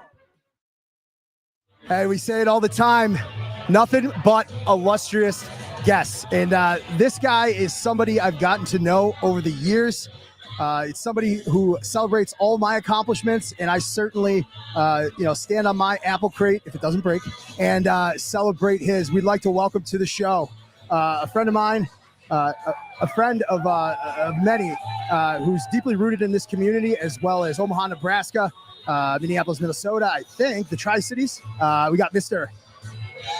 Harrison Phillips. What's up, Horrible Harry? What are you doing controlling this thing like you're a DJ or something? This isn't your first rodeo, I can tell. You can hear me okay? Pull it up to that big broad chest, man. You're looking good. I appreciate that. Where So are you? Where are you training these days? Anywhere and everywhere. I mean, we just finished OTAs about a week ago and was up in Minnesota. We have a new strength staff, so maybe a little different stimulus and training. But I'll be back in Nebraska here, finishing this and heading to back home, where I'll be putting on my playmaker camp this next week. So I'll be there training for the next until training camp starts. Well, you made a big play recently in taking that step into the dad gang. Holy cow. Horrible Harry is like a little bit where did you get Roman from, man? Was that a Dennis DePaulo call? Yeah. It had to be something Italian with all of our ties here in Western New York. So went with Roman. I thought it was a strong, powerful name. You know, I wanted like really unique, powerful, out there, prominent names. And my wife liked biblical names like Matthew, Mark, like that type of stuff. So we thought that Roman was like a good bridge between the two. Pretty strong, still kind of unique, but common, biblical, carries some good weight. So baby was born and we thought it fit. And it's Roman John, so he can go by Roman, RJ, Roro, or Ilio, I guess. Yo, that was good, man. Hey, you joined the Vikings in 2022, man. 3 years turned into a little bit better. And, you came out with 92 tackles originally. That's the second most among NFL D linemen, 3 sacks, 6 QB hits in 17 games. How have they been receptive to your brand of football, selfless brand of football, anchoring something in the center of it all? Has anything changed from your time, or are you still playing the same game? It's changed, and it evolves every season. And in this upcoming season, it's going to evolve again because we brought in 2 huge new additions, 2 defensive tackles who are Pro Bowl players, high-paid players who've done it for a long time. And so your game just has to evolve. And I was fortunate to hit my stride, my last couple of years in Buffalo and kept running there in Minnesota, and hopefully I haven't hit my peak yet. So it was fun. Those seasons where you are just anchoring double teams, you are just trying to do your 111th and be a consistent player. I've learned that I feel like my brand of football is to be consistently reliable a lot more than occasionally exceptional. And I felt like, then that season came where we like to say in Minnesota, like, we don't care who makes the big play, like, just do your job. Someone's going to make the big play. And a lot of production has fallen my way a couple seasons. So it's good when it does. It goes when it doesn't. If I have a 10-tackle game, that doesn't mean it's my best game of the season. I could have a 1-tackle game, and that might be my best game of the season, just depending on how you're knocking back blocks and doing your 111. So, hey, man, like when you're out there, are you happy to be in a cold weather spot so you can still wear long sleeves? Cool. We play in a dome, and I'm going to rock the long sleeves regardless. I almost wore long sleeves. Are you ready to tell? Are you ready to tell the real story why you think you wear long sleeves? I don't think you've ever told it with us, but I think, or is that too personal? I don't wear long sleeves because I don't have big arms, and I play next to these studs on the D-line who it looks like they have freaking quads for triceps. And my first year or in college, somebody took a photo of the trenches. The ball's down, the whole offensive line got their hand in the dirt, the whole defensive line's got their hand in the dirt. And I was like, wait, whose arm is that? Who's that long, skinny arm? And they're like, that's you. You don't see the tattoo? And I was like, I got to cover these things up. Been wearing sleeves ever since. So, Harrison, real quickly, you brought it up a couple seconds ago about making plays, doing your 111, things like that. The last time you guys played the Bills, you made the play in the end zone. I don't know if I made. I think that was. Oh, stop destiny. it! God did that. I think Mitchell. Shout out Mitch. He's got his retirement. He's got a retirement party too. Congratulations! But I think he would admit that you played your brand of football through all 4 quarters that game. That's all I'll say. It was really fun. Again, a game that wasn't super production. Like, I think I had 3 tackles, 2 tackles maybe. But I'll tell you what was really cool is you guys know my style. I'm not evolved pass rush, 3-down player, crazy pass rushing threat. But that game, we had a couple D linemen that said like, "Hey Harrison, we know that this is your, former team.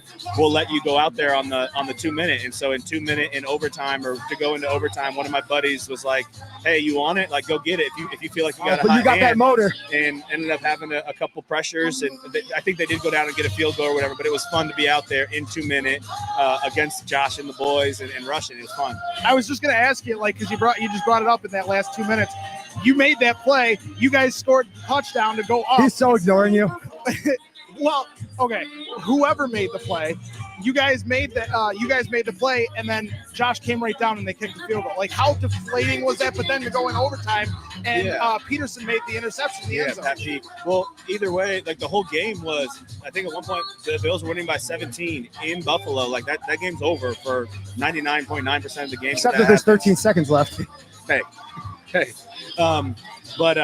No, it was really cool. And yeah, when I went, like I said, I was out there for that 2-minute drive. Vibes were really high. We thought we were going to, and then Josh goes down and puts it right in field goal range and kicks the field goal. But our team that season, if you remember, we were in 11 one-score games and we're 11-0 in one-score games. So that football team that year just knew how to win. And if it took a red zone interception to do it, that's what it had to be. Hey, if you could give him any advice, the newly married man, Josh, somebody you're good friends with, if he's listening, like what is how has married life changed you? How has fatherdom changed you? And how have you brought that to your game? You're a warm personality who always shows up for people that show up for you. And even if you don't, you wish for better.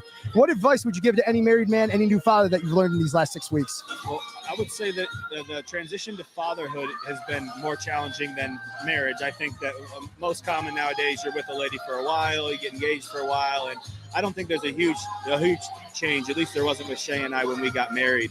But with the baby, I'm a type A person. I like to plan. I like to read the books and watch the videos and try to be ready. But nothing did fully prepare me for like the trenches of newborn stage. It's really rewarding, but it's a roller coaster. And I'm lucky that, I picked a spouse and found Shay that does handle the nights for me and does a lot more. Well, she has a background in running, so she's still running around as a mother. Oh, yeah, she's thriving. And it's just so tough. I don't want to, make our job something that it's not, but it is difficult to go to a 2-hour practice or to go get under a 400-pound bar or 500-pound bar. You can't really do that healthily with a lack of sleep. There's so much risk reward of risking injury if I go out to a practice with 4 hours of sleep because I was up with the baby. And so tripping over a Lego. Yeah. And so Shay understands that and knows that I have to physically be my best to go out there and try to earn a right to play this year and make a team and do all the things that is involved in NFL football. So she's done a great job taking the nights. I feel like if I was, working a desk job, I can do that on 4 hours of sleep. Well, I can't go. Don't I know it? I can't sprint and bench and run and try to keep up these young guys from taking my spot while on no sleep. So again, kudos to Shay for being able to man the fort. When you see your kid playing around and all that stuff today, when you see them, are you going to get them a wrestling mat early? Because I know that's kind of like where your resilience, your versatility, and your heart kind of originally lied. Do you think wrestling is going to be the first sport? Football later? Definitely football before. Definitely wrestling before football. I do think wrestling will be his first sport. Maybe a T-ball or something, but I want him to wrestle very young. And we've been given a lot of baby presents and baby gifts and little knickknacks and stuff. The one thing that will stay in his room, as long as he has a room in a house of mine, will be the Ilya Apollo action figure that he got last night. That's the Yeah, best. that'll sit on his shelf for forever. So we'll do it one more time. Harrison, we'd like to thank you coming on. 5 years that we've been doing this thing. Absolutely crazy. He's been a stalwart in the Buffalo community, and he never forgot, kind of where he made his stripes. Matt, you're going to have the last question, but we do need to say, hey, Harrison, it's always good to be seen, man. Good to be seen. Matty, what do you got for me? Yeah, so real quickly, you brought it up about your wife and everything like that and how much it means but what does that support system actually mean behind an NFL player? It's a lot. Great question. Everyone does it a little differently. I have some teammates who have full-time live-in nannies to help with a mother-in-law who also is at the house, and a wife, and a chef, and a maid, and a lawn care. And you can get as far into the weeds as you like. My wife and I were a little more frugal than that and want to bear some of that adversity. I have a friend, one of my really good friends back in Nebraska. He had a baby 6 months to a year before me. And his piece of advice to me is, Harrison, I know you guys have the means to get a night nanny or get help. And he said, I actually encourage you not to do that, because when you're in the thick of it and you got screaming, crying, and like suffering in that suffering moment, it makes things worthwhile. Anything that came easy in life, you don't have as much of appreciation for. And so, my wife especially, and even in the role that I'm able to play, you want it to be hard and want it to be difficult. Too much is given, much is tested. And we'll have such a more appreciation for being a better father because of that. But yes, we're back in Omaha this summer for the help from my in-laws and from my parents to be able to have help. I'm sure we'll get some occasional babysitters to help take some time in training camp where I'm completely off and away to help Shay with the burden. But yeah, like I said, it's a lot. And, I have a team here, a volunteer team that helps run my foundation. I have one in the Twin Cities. And they're fantastic. Yeah, oh my gosh, my board here is kicks ass. We've grown by hundreds. What's the female's name? Debbie and Lisa. She's a peach. Yeah, we've grown by hundreds. We found hundreds of new playmakers since I've been here. So you think the further you're away from being a Bill, the easier your foundation would go down. She's growing our foundation and welcoming new pups. So as long as the foundation's going well, I'll be back every year. So I hope that our playmakers just keep killing it. Well, we say the Illinois Apollo Scholarship Fund, they kind of own the land, but Harrison and you're in this beauty, you're doing the construction. We want to thank you for coming on. Matt, everything you need. Nothing you don't. Thank you, Harry. We appreciate it. Skull. Thanks, buddy. All right, we'll take a break for our sponsors.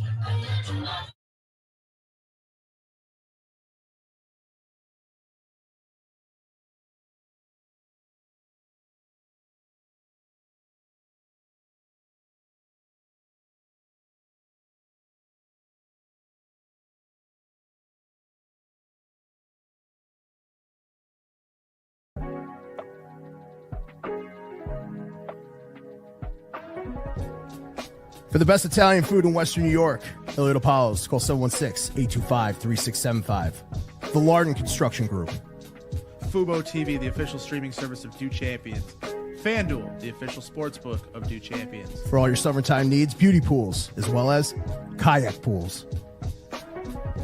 CX Chronicles, your total customer solutions focused manager. W.GG, the official energy drink of Do Champions. Hey, Sons of Erie, our artwork looks better on your walls. Hamburg Brewing, please visit our tap room on Boston State Road, Hamburg, New York. And finally, Fat Boy Surf Club for all your surfing needs.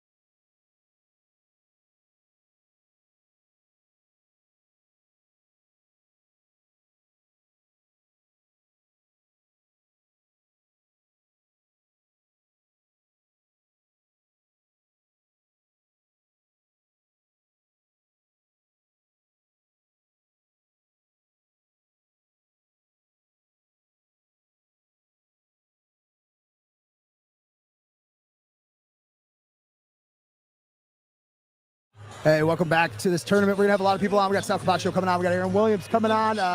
Jim Kelly or some shit like that. Holy shit, guys! I'm hot. I am hot. I am very hot. Can you guys hear me? Okay. Can you hear me? Okay.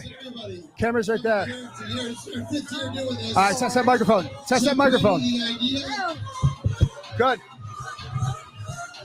Test that microphone. Great. So it takes a lot for this event to come together. We have some stalwarts joining us right now who's been here since the inception of kind of the scholarship fund. They've been around the restaurant. They're familiar faces. You guys can introduce yourself to the listeners. What is up? Hey, welcome to the podcast. Yeah. I'm Donna Howard. Bob Friedman. Hey. So, it is hotter than a mug out here. But it's better than the weather in years past. Talk to me about the atmosphere here, the high spirits, and who we're supporting the Scholarship Fund and Harrison Playmakers. I'll tell you what, it's simply fantastic to see the people here today, even though it's hot. But there's nothing better than having fun. And this is my second year. I'm involved in it outside, but the DePaulo's do a great job. Harrison, in fact, I just bid on his jersey and got that today. So I'm won it? Yeah, I'm a pretty happy guy. So I have a stick going on that normally I write down my name. We won't say the government name on air, but I write down my name and then I write down my two closest friends after that. So I'm like, oh my God, you guys are so generous. But that is the name of the game here out in the philanthropy. How long have you been I know I move fast. I work on the stock exchange. So how long you known this guy? How long and how many faces can you pick out of the crowd that you're just happy to see today supporting good and just causes? I love supporting charity auctions. I've known Bob for 4 or 5 years. We work together, but I am a distant relative of Elio DePaulo. So I mean, always a really you're good, always family at Elliot Apollos, but you actually are family. I'm not a DePaulo, but by relation of relation, yes. So I know a lot of people here, and I love the support. We have our friends over here still winning. We work for Talent Auto, and looks like Joe Cale's team is going to Team Joe Cale. Yeah, we lost, but hey, go Joe Cale. Yeah, so guys, today is probably one of the best days we've had this year. What does it mean? What does it mean to both you guys to be out here in nice weather this year? Where last year, it was pouring out. We had to move all this stuff like underneath and everything like that. What does it mean to you to have nice weather out and be able to put this on? I'll tell you what, it makes me want to sign up next year again. We're sponsored by JM Designs in South Buffalo, and hopefully she can do that again for us. I could probably hook you up. yes, but it's just spectacular. So what would you say kind of when you walk into the restaurant, that feeling of camaraderie and how it translates to how you want to support people of lesser means and what we're trying to do today? Dennis is always at your table checking in how everything is because he deeply cares, and he translates that to the people of lesser means and of developmentally disabled. What is that feeling like with the restaurant, and can you ever really describe people coming together and raising money for the greater good? I think our community that comes together that has a restaurant or any other business, and they donate their time, their employees, their money for the greater good of those that are less fortunate, disabled. I think it's wonderful. And Dennis does a great job. Ilio does a great job. Ilio did a great job. I'm very, very, very proud. I'm signaling over to you, but I'm signaling at Karen DePaulo as she roots for you to behind your back. So, guys, if you had to sum up today or the philanthropic cause that you're attending right now in one quote from a song or one biblical verse or something that your mother yelled at you from the top of the stairs, what would you say today is all about? Or you can even make it up on the spot. Okay, I don't think I can come up with a phrase, but fantastic, absolutely fantastic. I am so glad to be a part of it, that I was invited to do it, and I'll be back. What about you, sir? I'll tell you what, giving to others means a lot to me. Helping people that can't help themselves is spectacular, and I love the cause. I love that, Matt, because it's everything you need. And nothing you don't. Thank you guys so much for coming on. We are live from Woodlawn Beach. Support your local car dealerships because that's how everybody got here today. Hey, go Bills, guys. Go Bills. Go Bills. Dude, I'm going to have carpal tunnel. We'll give you the link. It'll be on the live on the Ilios thing. Oh, no, don't worry. I'm a sweating mess. You know, I'm leaking right now tequila from Jixter and Aaron Williams and Greater Good Causes. Thank you, guys. Thank you. So that's one of our sponsors, Jam Design with the Misfit t-shirts on. Matt, we got to get Sal Capaccio over here. We got to get Aaron Williams over here. We got one to get the DePaulos on. Aaron left already. Aaron left already. Yes. What a good friend. What a good friend. Well, he is because you got to let's be serious because he had another event today and he showed up here too. So. I do appreciate that. Hey, let's bring on Tommy Giambra. Let's bring on Pat Bruckness, other members of Two Champions. Hey, guys, tell us what you do. Tell us where you guys are coming from, and let's talk a little bit of Bills. What's up, laddies? What's up? That's all you got for me? What's up, guys? Yeah, What's up, Matt? What's up, student? Good, dude. It doesn't look like you're a little toddler in your playpen. How are y'all? Come on with it, baby! That looks awesome. Everybody looks like they're having a good time. Yeah, it definitely is. You know, let's talk to Pat as well. Pat, how are we doing today? I'm doing good. I mean, I'm pretty cool here in Wisconsin. You guys look extremely hot right now. Oh, it's not like that, but So Pat, I don't know if you heard the story, like when we were coming in. Hey, what's up, Bradley? Hey, A. Will surprised me today. Did he? Oh. Yeah. A. Will surprised me today, dude. I think I've been drinking a little bit. Do I sound like I've been drinking?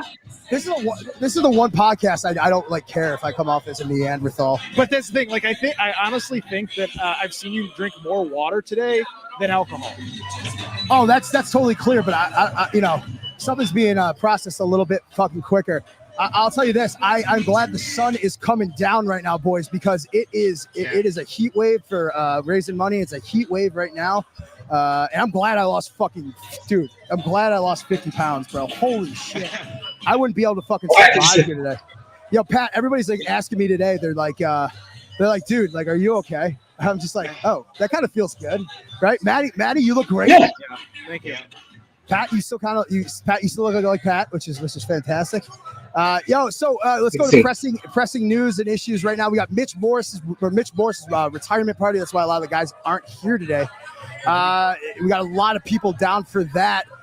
Who's one of the Bills that you would say you totally welcome back if they were like you had younger legs or a couple snaps left in them? I'd probably say A. Will just because come out with it. But we'll go around the room. Tommy, who do you think it is? Pat, who do you guys think it is? I don't care who goes first. Tommy go first. I'll go. I would say Stevie Johnson, just because like his personality and everything fit Buffalo. I would bring him back instant. I'll definitely go with this guy. Still has a lot in the tank. You guys were just interviewing him, Harrison Phillips, because what he can do, what he means to this community, what he can do on a field. Great guy to have in your organization. But if I cannot choose Harrison Phillips, I'll go with a Kyle Williams. Just what he did for this team in the drought years, and he's Kyle Williams. And with his water speed, I think that's something that our team could have needed in the playoffs. Yeah, I definitely think that's definitely two good names there. Definitely for sure Kyle Williams. I mean, that would definitely be nice to see him. If he had one more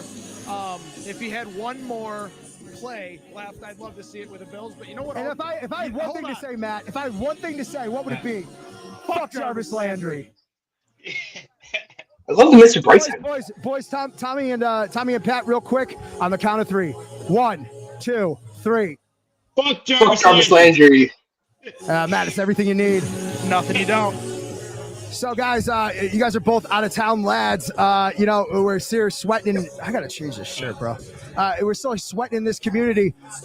What time in the year would you pick the game to go to? And is there any team on the schedule that pops out to you that you guys envision coming to Western New York to see in the last season at Highmark Stadium? Tommy, we'll go to you first because it's more realistically an opportunity for you to get here versus Pat actually keeping his word. Okay. Well, for me, it'd be between September and October. You still get that perfect weather, even if it's a primetime game. And then the opponent, I would say it's got to be a division opponent. I would say either like New England or Miami. We'll do it live. Sorry, Pat. That was a crash joke. No, you're good. I love the cold weather. I'd love to go to a game later in the year. But last year I went to a game in October against Tennessee. This year, I want to go to a game in September, October again because just the weather was beautiful. So I'm saying that Miami game week 3 is the game that I would want to go to. Because I agree with Tommy. It has to be a division rival. Yeah. And we own the Dolphins, so why not just see Josh Allen beat up on his son? Yeah, I definitely think that's for sure probably the best one to go to this year. And if I was to take a guess, I would think that first Miami game is going to be the Rivals game. So we'll see if those red helmets make a appearance. Yeah, we're talking with Woody Rubick here. I do have a couple sub-questions that I do want to debate on real quick now that we're out of it. Brandon Beane, now that we're kind of in the time around last year where Diggs was traded, now that we're a year out almost, do you think it was handled in the right time frame now that we can look back a year later? I definitely think so, because I mean, it was like the way Diggs was tweeting the offseason, and what you guys have said, what you guys have heard as well. It just from reports that have came out with Diggs and Josh just not getting along, it would not have been good if we would have had Diggs on this team to start the season. Obviously, you saw he was spreading the ball. Josh Allen was spreading the ball around more without Stephon Diggs. And if you're going to do it, why not trade him in the offseason? That way, the guys that you bring in, they can get chemistry with Josh Allen. And you can kind of, get familiar with each other. Do it in the offseason rather than trying to do it on the fly during the season. Hey, Tommy, we'll go to you. Tommy, we'll go to you. Do you think that was the right time for him to make that Stephon Diggs trade? And to expand on that, is that Patriots game a little bit more meaningful now that he's got an apt quarterback in Drake May? Yeah, I think it does. Like, what is that? Week 5 or week 6? Did we play them? I forgot what week it is.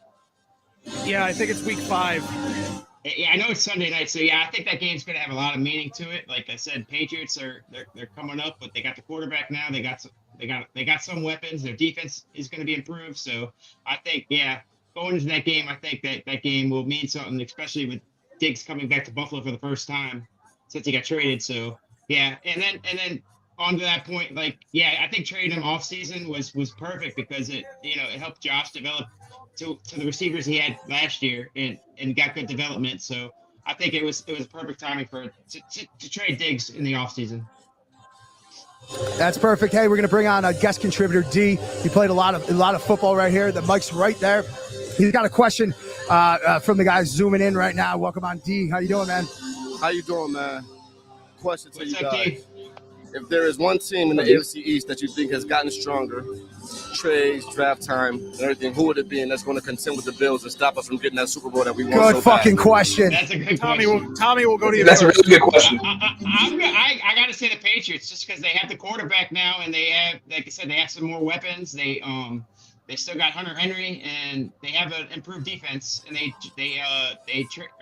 signed Melton, I think, from the Eagles too. So yeah, I think it's going to be the Patriots.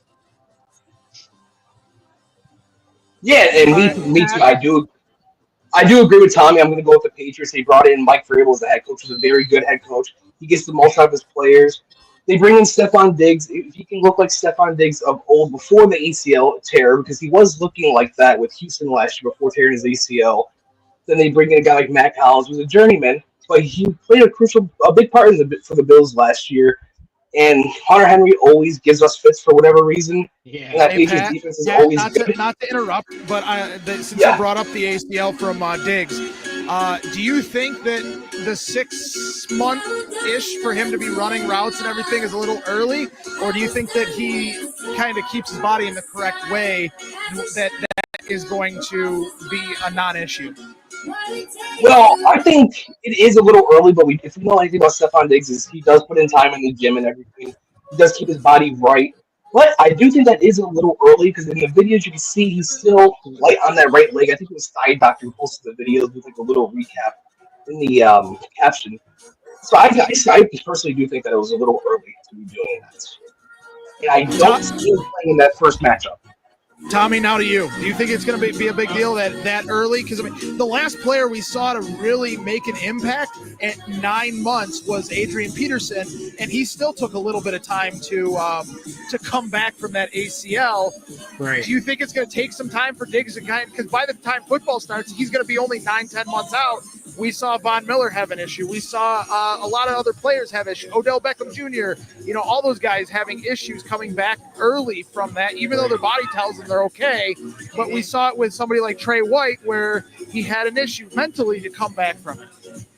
I think it is going to take him some time. Like, I mean, I do like that he's, I guess, doing the workouts and stuff, but that could linger. That could linger into the season too. So I think you'll see him pick up his stats probably mid-season, probably between week 7 and on. So I don't know how much he'll do, like from weeks 1 to 6, but I think middle of the season to the end, I think that's where he picks it up, especially if they're in the playoff race. And at what point does age become a factor? Oh yeah, and that could be a factor too. Yeah, you got to see how he does on his routes and everything, and how teams lock him up. So if like he's coming off his routes a little slow, then you might factor in the age. Pat, to you. Pat, you're muted. You're muted, Pat. All right, sorry about that. Yeah, I've always said that Stephon Diggs is not known for his speed. He's more of a pure route runner, a guy that can get some separation. So I think that type of receiver would last a little bit longer. But now at, 31, coming off the ACL, maybe he has 2 or 3 years left. So I definitely think with coming back from an ACL, and now his age on top of it is definitely going to play a factor. Well, especially with the only, for him, especially because it seems like, yes, he cares about football, but also, too, he has the outside stuff with football. So, I mean, where's his head going to be? You know what I mean? Like, so is he going to be, like, and even against, when we played the Texans last year, when we played the Texans last year, the Bills, I mean, he really didn't even do much last year. Another point too, Matt, I was going to say is like, is that connection with May and Diggs? How is that going to evolve into the game too? Like, if somehow like he's overthrowing Diggs or he's not looking Diggs' way, could that drama get involved with him on the field? Yeah, he is involved with Cardi B now, the celebrity rap star. So you know that will. Right. That's true. Hey, he's partying on the yachts and everything. Yeah. Well, I want to do this real quickly. Whittle, thank you so much for hopping in the comments. We do wish you were here with us as well. We know that something happened up there in where you are, so definitely wish you were here with us. But thank you for joining us in the chat. Thanks, Whittle. Thank you, Whittle. So, guys, real quickly, and then we're going to take a little bit of a break because I got to get some water and stuff like that because it's. I'm not kidding when you say when you say it, I think it almost touched 90 degrees here today. So, wow. And then I'll let you guys kind of keep going. But as far as one of my favorite pickups, Pat, you know this. Yep. How do you guys feel like Elijah Moore is going to be doing? I'll let Tommy go first. Okay, yeah, I think he's going to gel in our offense perfectly. I mean, he like I said, like who threw him the ball in the past that where he can get his numbers up? I can't name a quarterback that's given him a chance. So I think with Josh Allen throwing him the ball, oh yeah. I mean, it's Mike White, it's Zach, it's Mike White, it's Mike White, Zach Wilson. Yeah. Coming off his parents' couch, Joe Flacco. Yeah. So I think he's going to have stellar numbers with Josh Allen. And Pat, to you. Yeah, when you look at every wide receiver that Brandon Beane and this front office has brought in, they tend to have their best years with Josh Allen. And like you guys already stated, Elijah Moore has had guys like Zach Wilson, Joe Flacco off his couch, Jameis Winston, and Mike White throwing him the ball. Now you have the MVP quarterback throwing you the ball. Mm-hmm. And a lot of reports have said that he lives in the building. He's the first one in, last one out. And you see, he even said it during one of his press conferences. He caught a ball from Josh Allen. He's just smiling. And let's not forget, he was a guy who was a second-round pick out of Ole Miss, who I believe ran Matt, was it a 4.3? He has talent. Yeah, so it's just he hasn't been able to. Yeah, 4.34, and he has not had the chance to put his abilities and everything on film and on the field due to his quarterback play, his team. So I really do think that he will make an impact, and I don't think this is a guy we're going to see fighting for a roster spot. I definitely do think if he just shines just a little bit, he will make this team. I don't think he will be that wide receiver 4, I don't think he'll be wide receiver 5 or 6. I think we see him at maybe wide receiver 4. Maybe if not. Well, you know what it is, guys. Totally off subject, but right to the point. The elephant in the room is, do we make it this year? Do we make it this year with the new stadium coming in, projected finishing date 2026 for June? Getting rid of the old and with the new. Do we bring a ring in with this new house? That's a good question. I'm going to go ahead and say yes. I predict this is the year that we finally get it done. I think it's going to be like AFC Championship game. I think it's going to be us and I predict us and the Ravens in Buffalo, and then we advance, and then whoever comes out of the NFC, whether it be Philly or somebody else, but I think we finally get it done. And I do as well. And then we're gonna hop off and get some water. So okay. All right. Yeah, no, I definitely do think that this is the year. You see what the Bills have done in this draft this offseason. They're bringing in guys to help them on defense. Last year in the AFC Championship game, it was the cornerback depth after when Benford went down. Those guys like Kyer Elam. We needed more, especially on the defensive line. We need more in the playoffs. And now Brandon Beane has watched the Chiefs lose twice in the Super Bowl to Tampa Bay in 2020 and the Eagles in 2024. And what were they able to do? They were able to get pressure with 4, and that's something that we have not been able to do in the playoffs against Kansas City. I think once we do that, which I think we will do this year, we're going to go on, get over the Kansas City hump, and win the Super Bowl. So, yes, I do think we are going to win the Super Bowl this year. All right, guys, we're going to grab some water real quick. Thank you for hopping on. You guys have the floor for a little bit. And we'll Student and I will probably hop back in a little bit. You guys take it from here. All right. Pat, do you want to promote it? Pat, do you want to promote our show? Yeah. Every Tuesday night at 9 o'clock Eastern. No, 8 o'clock Eastern, right, Tommy? I always get the times confused. Yeah. 8 o'clock Eastern. We will be debuting our new show, The Bills Canvas, along with me and Tommy, as we will be breaking down everything Bills, NFL related, previewing each game each week, and going over the results from the week prior. So it's definitely going to be fun. And Tommy, I know Matt said it earlier, you're on a network we're not going to name, and we really feel like you have, you know what you're talking about, and I'm glad you finally get to voice your opinions.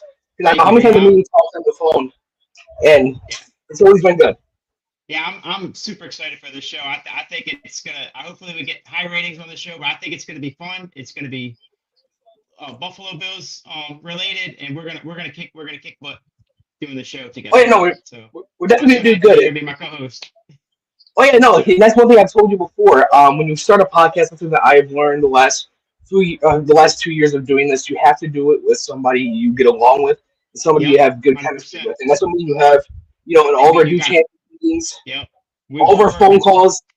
Yep, we are. In all of our Twitter spaces and everything like that, it's gonna be good. We're gonna have good vibes on this show. It's gonna be awesome. I can't wait.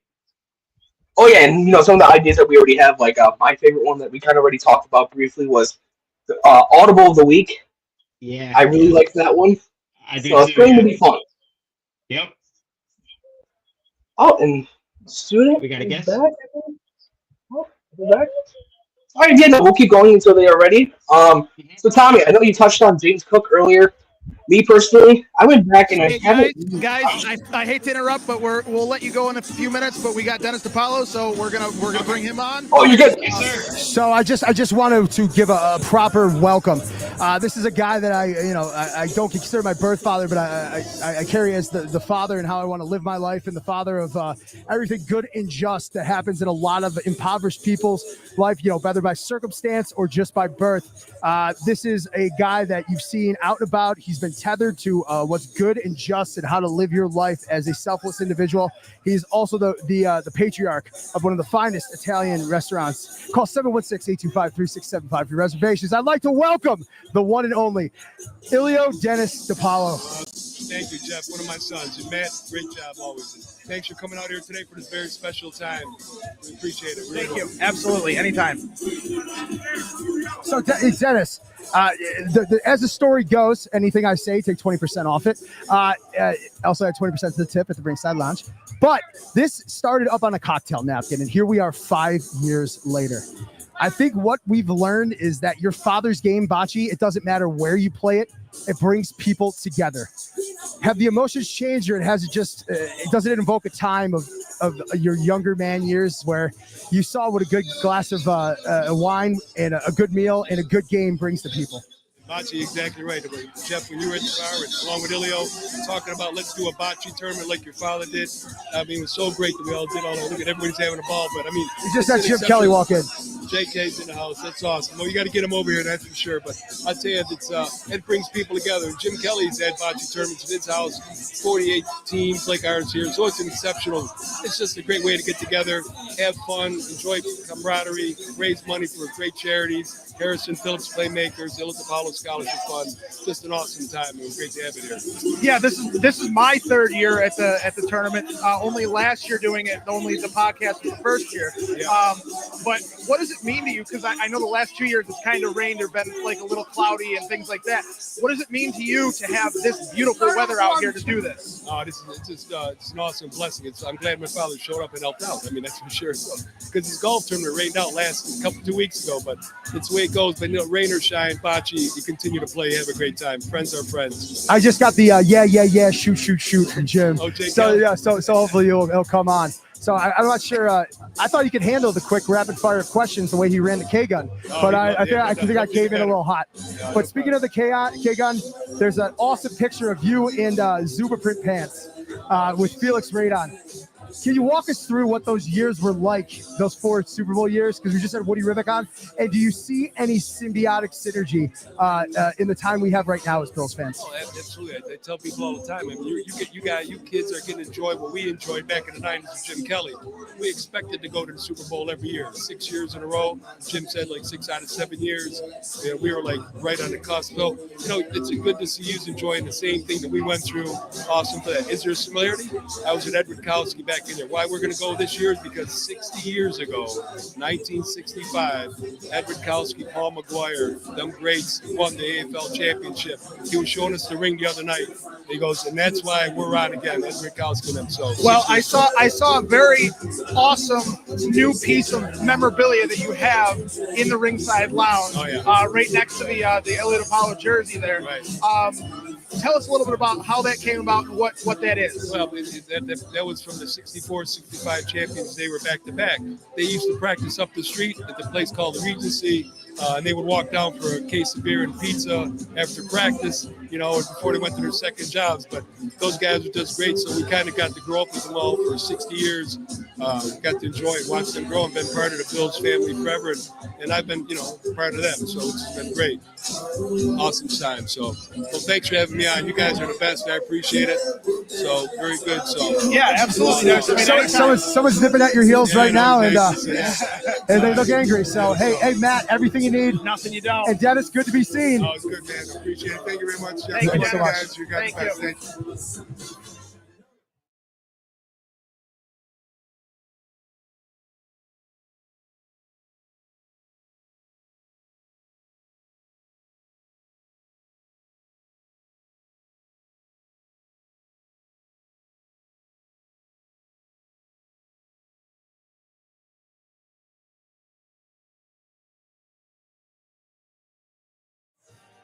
What's up, guys?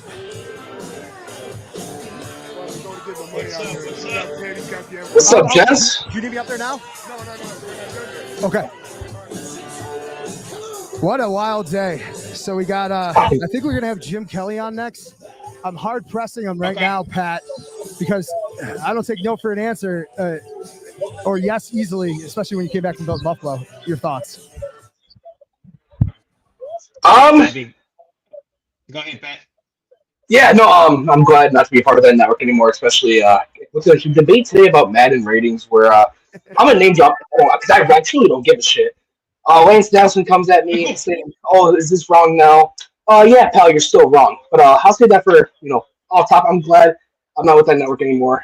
I never, it didn't feel right being back here. Like I told It's so Tommy, nice. It's so nice having you back, bud. I know we're making jokes right now, but hopefully, like we do it like well. So I don't know how this is going to go. I don't know how this is going to go with Jim because I came in very aggressive, and he's just like, yeah, shoot. He's walking towards us. Holy shit, guys! Prepare a question. You better have a question.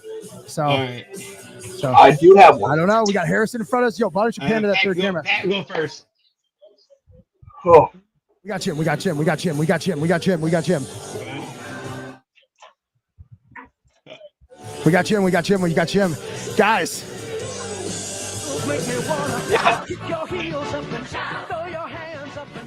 Hang on.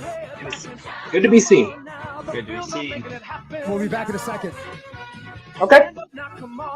And tell me very quick. Let's touch on this time of year by Widow. Bills will be the one team, and we will get past the AFC Championship game this year. I agree with that wholeheartedly. I think this is the year we do it.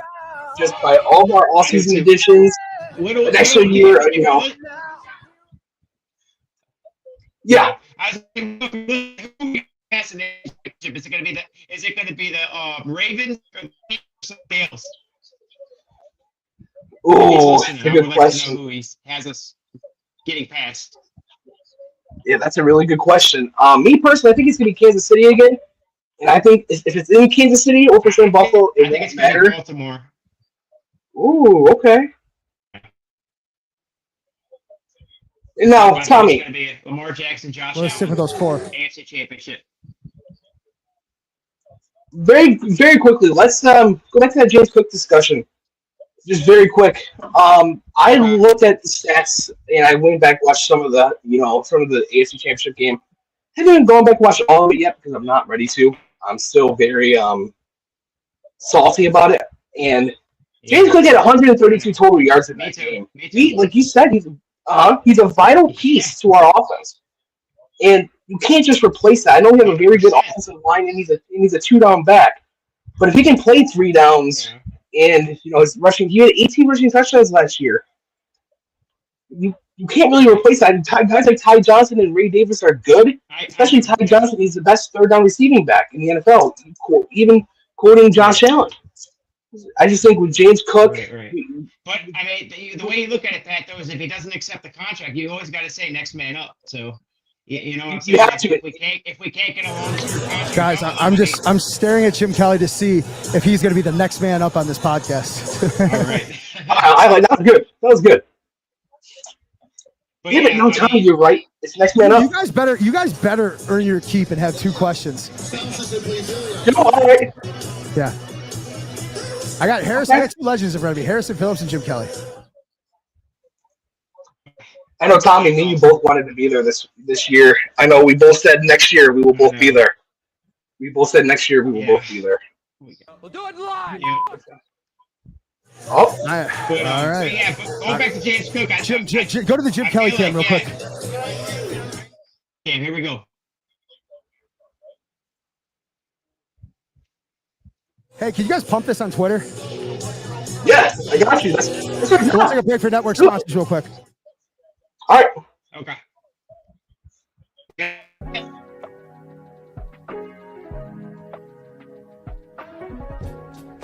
For the best Italian food in Western New York, Elliot Apollo's, call 716-825-3675. The Lardon Construction Group. Fubo TV, the official streaming service of Do Champions. FanDuel, the official sportsbook of Do Champions. For all your summertime needs, beauty pools, as well as kayak pools. CX Chronicles, your total customer solutions focused manager. W.GG, the official energy drink of Do Champions. Hey, Sons of Erie, our artwork looks better on your walls. Hamburg Brewing, please visit our tap room on Boston State Road, Hamburg, New York. And finally, Fat Boy Surf Club for all your surfing needs.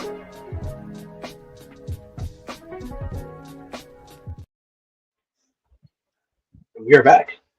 All right, we're back. Yes, we are.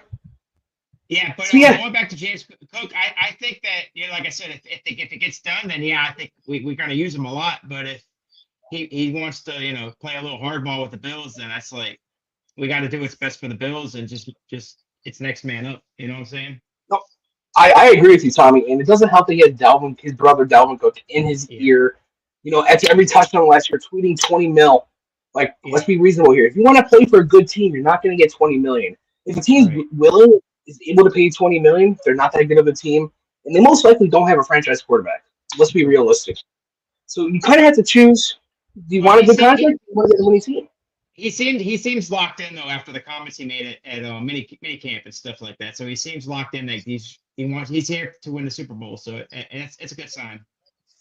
Yeah, no, it's definitely a really good sign. Yeah. Oh, and here we are, Matt Diegert. Hey, Jimbo. Oh yeah, there's Jim Kelly. Yeah, but tell me, while they're figuring that out, just very quickly, if the Bills were to move on from James Cook, who takes that RB1's role? Is it Ty Johnson, Ray Davis? So guys, to interrupt you real quick, we have somebody that needs no introduction. He led the greatest years, and hopefully that'll be contested soon with the Buffalo Bills. But he also leads so many philanthropic efforts tethered to Harrison Phillips, tethered to the Iliad Apollo Scholarship Fund, as well as Hunter Hope. We'd like to welcome a man who needs no introduction, Mr. Jim Kelly. Jim Kelly, how you doing?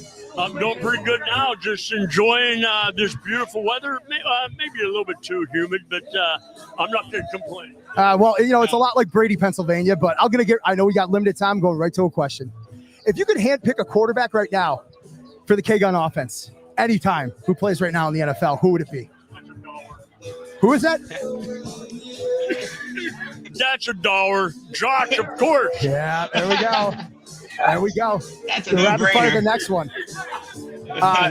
What was one element of being the face of the franchise back in the 90s that you just weren't prepared for, you didn't realize in the first couple of years? Really, to be honest with you, I was well prepared going because I came right from the USFL. And even though that was a league that wasn't quite the NFL, it still prepared me for what I was doing because we threw the football, 40, 50 times a game. But the speed of the game, I guess, if I had to pick one of them out, because the first, hold on a second, I got something stuck. Take your time. You're helping us. You've been a dream for all of us. So any time is good time. Well, the first team I played against was New York Jets. So they had Gastineau, Marty Lyons, Joe Klecko. So for me, it was just preparing to get ready for the NFL, which my dad always said he prayed that I'd be playing for them. Yeah. So Jim, real quickly, speaking of family, I mean, what did your brother Pat teach you about that helped you in the NFL? My brother Pat? Yeah, either as a person or a quarterback. What did your brother Pat teach you about the NFL? I mean, you have numerous brothers, but what did that camaraderie, just even at home, teach you about, or anything about the game or that locker room, or how to deal with adversity? Because you dealt with a lot. If you're going to get knocked down, you just got to get up. And it's funny because every time that I got hit and I was laying down, I just visualized my brothers yelling, "Get up! Don't let them know you're hurt." And there were many games I probably shouldn't have got up, but I got up and I got feeling better, though. That was all good. You talked about when you're being alone. Is there a throw or a play that you sometimes often think about, even when you're alone to this day, that comes back often? Good or bad?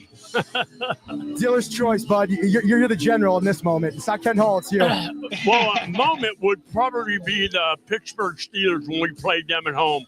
And I had my best game ever. And I remember throwing 6 touchdowns. I think I threw 4 to Don Beebe.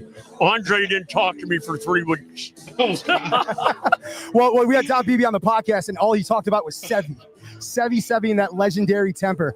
You think about all the people that you played with. You probably still talk to them all. We talked to Ruben Brown on Friday, and he had nothing but that.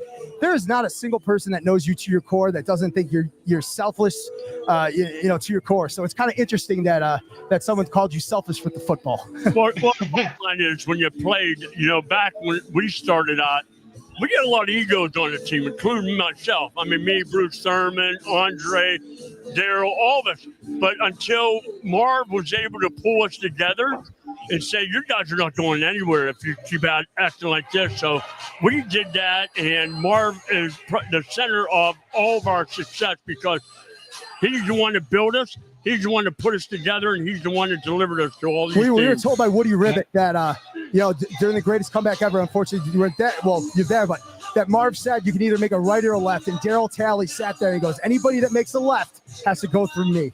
And that was an incredible story to hear. Well, Daryl is one of our main leaders of our team. I mean, you have guys that were able to play and be a leader like a Thurman and Bruce that didn't say much. But Daryl Talley's the one, when anybody would step out of line, he was right there, especially guys like Bruce, who they were real good friends. So he got to, say stuff like that for making sure that we were all on the same page. But more than that is he put a lot of us in line, and he was more like a brother to me. Well, we have one last story, one last question, and some information I'm not sure you know about. Matt's going to tell you. Yes. So we interviewed Woody on Friday and a couple months ago, Bud Carpenter, and we heard it from Bud that he found the Spider-Man suit. We heard it from Woody that he found the Spider-Man suit. So he finally. But has it was in their basement with all that, but, and they sent it to DT. And DT was a character. But isn't that so cool? And he still has Steve Taxter's last game jersey with the bratwurst mustard stain from the tunnel, and it's just so cool to hear those stories. Daryl's still one of my best friends. Matter of fact, I just talked to him like 2 nights ago. So he's amazing. I mean, I don't know who found or who came up with the Spider-Man one. I have no idea. And what did one of them say that they still have it? Oh, they overnighted it to DT. Oh, yeah. Who did? Woody, which is, yeah, once you get past that sick piece of lip furniture, there is some truth behind those words. So we're going to let you get out of here. We know you've done a lot today. You've done a lot for this community, and we just want to thank you. We got Jim Kelly on. Check out the Hunter's Hope Foundation, the Jim Kelly Foundation, Ilio Apollo Scholarship Fund, and anything he deems good to just, because it's good for him, it's good for us. Thank you. A big shout out to what Harrison Phillips does here. Thank you, Jim. He's amazing. I mean, the guy, the only thing that bums me out is he's not a Buffalo Bill. And he's a Lutheran, so. Yeah. He's a hell of a player, man. I would love to have him when I played. Hey, go Liberty. All right, yeah, I did. I love it. All right, guys. Hey, have a thanks good so one. much, Jim. Thank you, Jim. Thank you, Jim. That's awesome. That was awesome. We finally got that done, and it was everything we thought, Matt. Nothing but illustrious guests here. We want to thank Jim Kelly for coming on, man. Matt, everything you need. Nothing you don't. I think we got the last ones that tournament in. Hey, guys, what did you think about that one? Sorry we couldn't get you in. We just deemed you guys not important. Thanks for everything, brother. Hey, you're welcome. No, that was awesome. That was definitely, I know you guys been trying to. You guys been working on that behind the scenes for quite some Jim time. just It was walked out and awesome to he's see it like, what finally the happen. fuck? That guy talks fast. You do. Yes, you do. You do. But it was nice to see that you guys finally got that interview. I know you guys have been waiting quite some time for that, and it was nice to finally see it happen. Right. And it's Jim fucking Kelly. If I were to ask him a question, I would have asked him, who is his favorite quarterback to go up against? Yeah, that would probably be the question. Out of all the quarterbacks he's faced. No, there's fucking ice cream here, and I didn't get any. Oh, no ice cream, dude. Come on, give him some ice cream. Come on. Give the man some ice cream. Come on. My question would have been, with Jim has obviously played in a lot of memorable games. Which game was his favorite game that he's ever played? Oh yeah, that's a good one. Yeah, it's too bad. It's too bad you couldn't get that one answered. I'm sure we'll have him on again at some point for a longer interview. But I cannot say that confidently because I think I just scared him off. Oh no. Man, so I think we got to wind this down soon, guys. I'm just sweating. I'm bumped with like 9 t-shirts. Yeah, I mean, Are we getting t-shirts? Where do you get those t-shirts at? Coming to Buffalo? You trying to get one of those? Matt, we've been friends for now, what, 3 years? You know the place in the sand that we met, buddy. Yep. I'm glad you're one of my best friends, bud. Yeah, I am too. So. This has been a great endeavor, but at this point right now, I am going to make a decision. We're going to end it? Pat and Tommy, Top bills. you guys go on for the next half hour, and you guys end it, and you guys have some fun. Okay. All right, we I'm will. fucking sweating. Good to be seen, guys. Good to be seen. Come on with it, baby. Come on with it.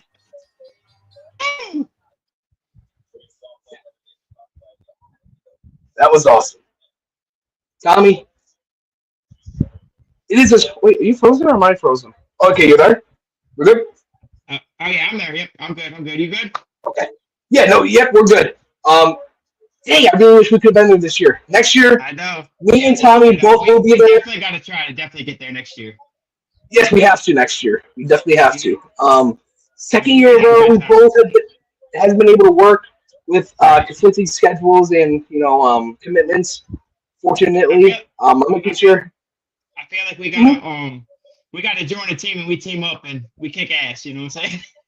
Oh yeah, most definitely got to go out there. You got any word if Mike Hell's there? I haven't heard any word on if he's there or not. I didn't get any info on that. Oh. I hope he got to make it. If not, then it is what it is, right? Oh yeah, no, it'll be awesome if he was able to go there. That was fun getting the broadcast and definitely being on Oh yeah. video. So. Oh yeah. I definitely hope he was there. It looks like it's That was a really good time. Yeah. Yeah, he looked like he was having a good time. So Tommy, yeah, let's go back to our discussion about James Cook. Who do you think would become running RB1? Because obviously James Cook is going to be on the team this year. He's already came out and said he will play. So looking forward to next year, but not looking too far ahead. Or maybe just hypothetically, who becomes RB1? I feel like it's Ray Davis's job, unless they sign someone next year for a free agent contract that they think is better than Ray Davis. But I think it's Ray Davis's job because Ty Johnson he only signed a 1-year deal, and Ray Davis is still on his rookie deal for what 3 or 4 more years. Is it? Yeah, he is. So I think it's his job to lose if James Cook doesn't come back. I definitely agree with you because looking back at that game where James Cook did miss that game against the Jets, I believe that's the only game he's missed in his career. Mm-hmm. Ray Davis had over 122 scrimmage yards, and I wish I could play it, but I don't have it on here on hand. It's okay. But It's all the right. receiving touchdown we can against Miami. Maybe we could spice it. Maybe you could post that on our show Tuesday. We could run it out. We could talk about it. Yeah, maybe one of the play of the days. I just never know. Yeah. Just maybe it might be a play of the day. Never know. Or maybe we talk about it Tuesday. How do you feel our defense is gonna look this year? How do you think it's gonna be more improved, or do you think we're gonna have similar stats to last year, or we think we'll have better stats? Yeah, no, I think our defense will definitely be better. Yeah. This year, looking at the guys that we brought in, like T.J. Sanders, Deion Walker. With Deion Walker, one tech. I don't know. He's a one tech. Yeah, he's a one tech. He has that big body. Something that we have been lacking on this team for quite some time. Looking back to we had guys like Scarlett who was a one tech. Daquan Jones was our one tech, but he's still small for a one tech. So when we came up and traded with Chicago, 18 picks for T.J. Sanders, I was okay with it because I like what he can do. But people basically said we had 2 Ed Olivers. Now fast forward to I believe it's the 4th round where we took Deion Walker. We get the true one tech, and that's something that we have seen Kansas City struggle with in the past, like I stated earlier, with the Super Bowls games against Tampa Bay in 2020 and last year against the Eagles. They were getting pressure with Ford. They were pinning their ears back and just getting to Mahomes. And that's something that we have not been able to do. If you look at all of our playoff games, we have not been able to get to Mahomes. And he always has a little room to run. And sure, us not having Christian Benford in the AFC Championship game did not help us. Obviously, as we saw, Kyrie Elam, I know he's a friend of the network, friend of students and everything, friend of the show. And just he looked like he did not belong on that football field. Let's just be honest. And so obviously that played a factor, but when that kind of stuff happens, hopefully it doesn't happen again, knock on wood. You need your defensive line to get there faster, and that's just something we could not do. We weren't flustering Mahomes, which that's something that we do pretty well though in the regular season. We get to Mahomes. We did it in week 9. Right. And we've done it in the years past, but I definitely do think that the blueprint is out on how to beat the Chiefs in the playoffs because they are a different team in the playoffs. They play better. And I think it starts with our defensive line getting pressure with 4. Mm-hmm. Yeah, I agree. I think, like I said, I think this year hopefully we'll get more pressure on the quarterback, especially when we play like teams like the Chiefs and the Ravens. We play them. You're going to have to get pressure on those guys because they're so mobile and they'll get the ball out quick. So if we could definitely get pressure on them, I like our chances either in the playoffs or regular season. Yeah, and now, we talk about Mahomes, mobility, and that's something we tend to do pretty well is not letting quarterbacks get out of the pocket and run all over us. Look at Lamar Jackson in the playoffs. The last two times, the two times we have played him in the playoffs, he cannot get out of the pocket. Justin Fields against in Chicago when we played them on Christmas Eve 2 or 3 years ago, he cannot run. We play guys like another mobile quarterback, Kyler Murray. We did a pretty good job containing him as well.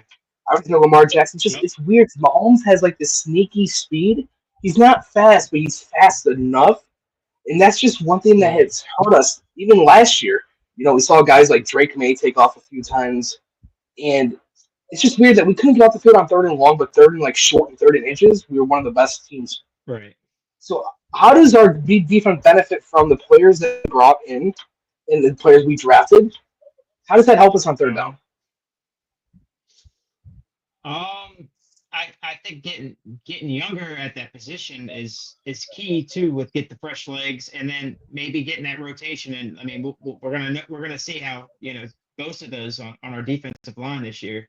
If he could produce more than Vaughn did, but Vaughn had a pretty good year last year. Yeah, led the league in pressure from week 11 on. Yeah. So I mean, hopefully they use Bocce in like the same situation, and he can give us that pressure off the edge. I definitely agree. No, I love that you bring that up. I love that you bring up Joey Bosa because do you see Joey Bosa playing more than 50%? Because we do run a heavy defensive line rotation. Does he play a lot of snaps, or do we play him on like a little bit more than Vaughn on passing downs and 3rd and longs? I think it's more passing downs and 3rd and longs that they're gonna use him more, and hopefully it works. I mean, you might see him maybe on 2nd and long, 3rd downs, of course, but you might not see him more on running downs. No, I definitely do agree with you. Yeah. I think like I said, but I think he will be explosive on our defensive line. I believe he will. Especially I agree with you, and I think that's what guys like Joey Bosa will benefit from playing with our defensive line rotations. I believe we were the 2nd highest team to run the most defensive line rotations per percentages or whatever. Right. And we need Joey Bosa for the playoffs. Let's be honest here. Joey Bosa has some of his best games against Kansas City. Same thing with Josh Palmer. That's why we brought these guys in. They're familiar with that Kansas City. We can kind of get, because obviously we play Kansas City a lot, but the Chargers have played them more. Obviously, them being in the same division. Right. So having, Joey Bosa. That's what I was going to ask you too, Pat. Like, do you think like guys like Joey Bosa and Palmer, like no Kansas City, you think that's a benefit to us? I definitely think it's benefit for us because, obviously Joey Bosa, is with the Chargers. They've always had success against the Chiefs. Yep. Sometimes. They never won the games, but it was always a good game. It's kind of lower scoring. So Bosa can bring in like a new, maybe something that the Bills are missing in the playoffs. Like, hey, they ran this against us. Here's how we counter it. And the same thing with Josh Palmer. Hey, the defense gives us this look. We can go to this. So I definitely think having a new set of eyes on it is definitely going to benefit us. Like I said, they have had their best games against Kansas City. So that's why I truly do think that this is the year. And, the blueprint's out on how to beat them. Hopefully this team can stay healthy. We just got to execute. We have to execute. Exactly.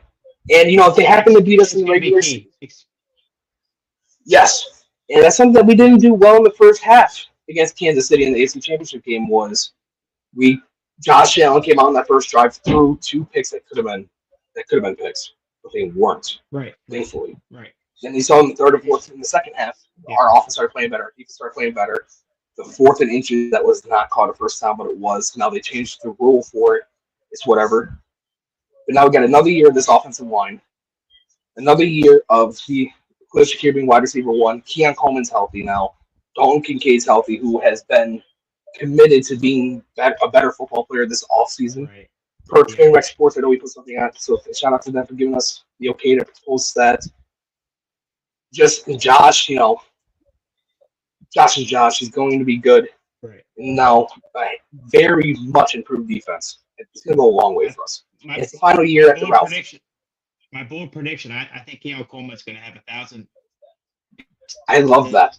And I think he's going to have a really good, nice relationship with Josh Allen.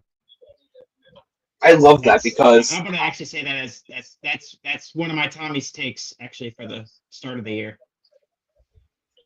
I love that. That's a Tommy take right there. All right, and make sure you guys stay tuned for that because we will be posting Tommy's takes and much more over on our social medias at New Champions on everything. Yes, sir. Now, I'm glad that I love that you bring up about Keon Coleman because I was at that game where Keon Coleman went off against Tennessee, and from that point on, I felt like he kind of turned the page in the rookie book, and he's starting to look like a pro. Like he's starting to burst out onto the scene. Then the following week against Seattle, head tapping Tariq Woolen, and you're seeing that he's starting to get comfortable. Then obviously that hurt against Miami. I was at his first touchdown game. Yes, week 3 against Jacksonville. That's when he had his first touchdown. Yeah, so maybe this time. And he looked really That's good. right, you were. That was such a fun game to go to, by the way. That was such a fun game. Oh yeah, that was a great game. Yeah, we blew him out. It was a blowout. It was fun. It was a well overdue blowout.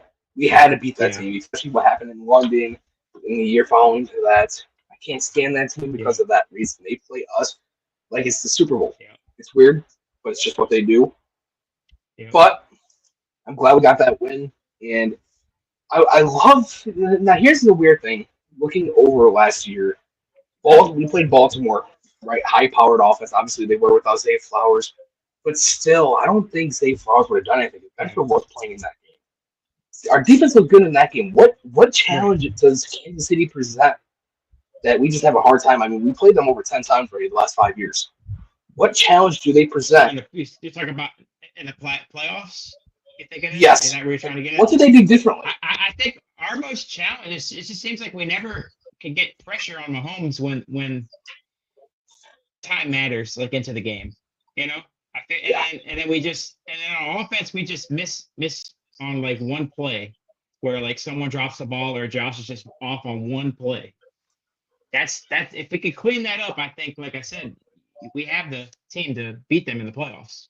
Just fix the mental mistakes, Yeah, I mean, let's go through that very quick. Obviously, 2020, nobody expected us to be there. Most Bills fans were not even expecting us to be in the AFC Championship game. So I'll give Kansas City that. They were the better team that year. 2021, the 13-second game, we were the better team. Yeah. Offense, we were connecting on offense, and it's just, like I said, mistakes on defense, and like I said, we should have squib kicked. That was on coaching too. So. Yep. Then fast forward to 2023, the wide right game.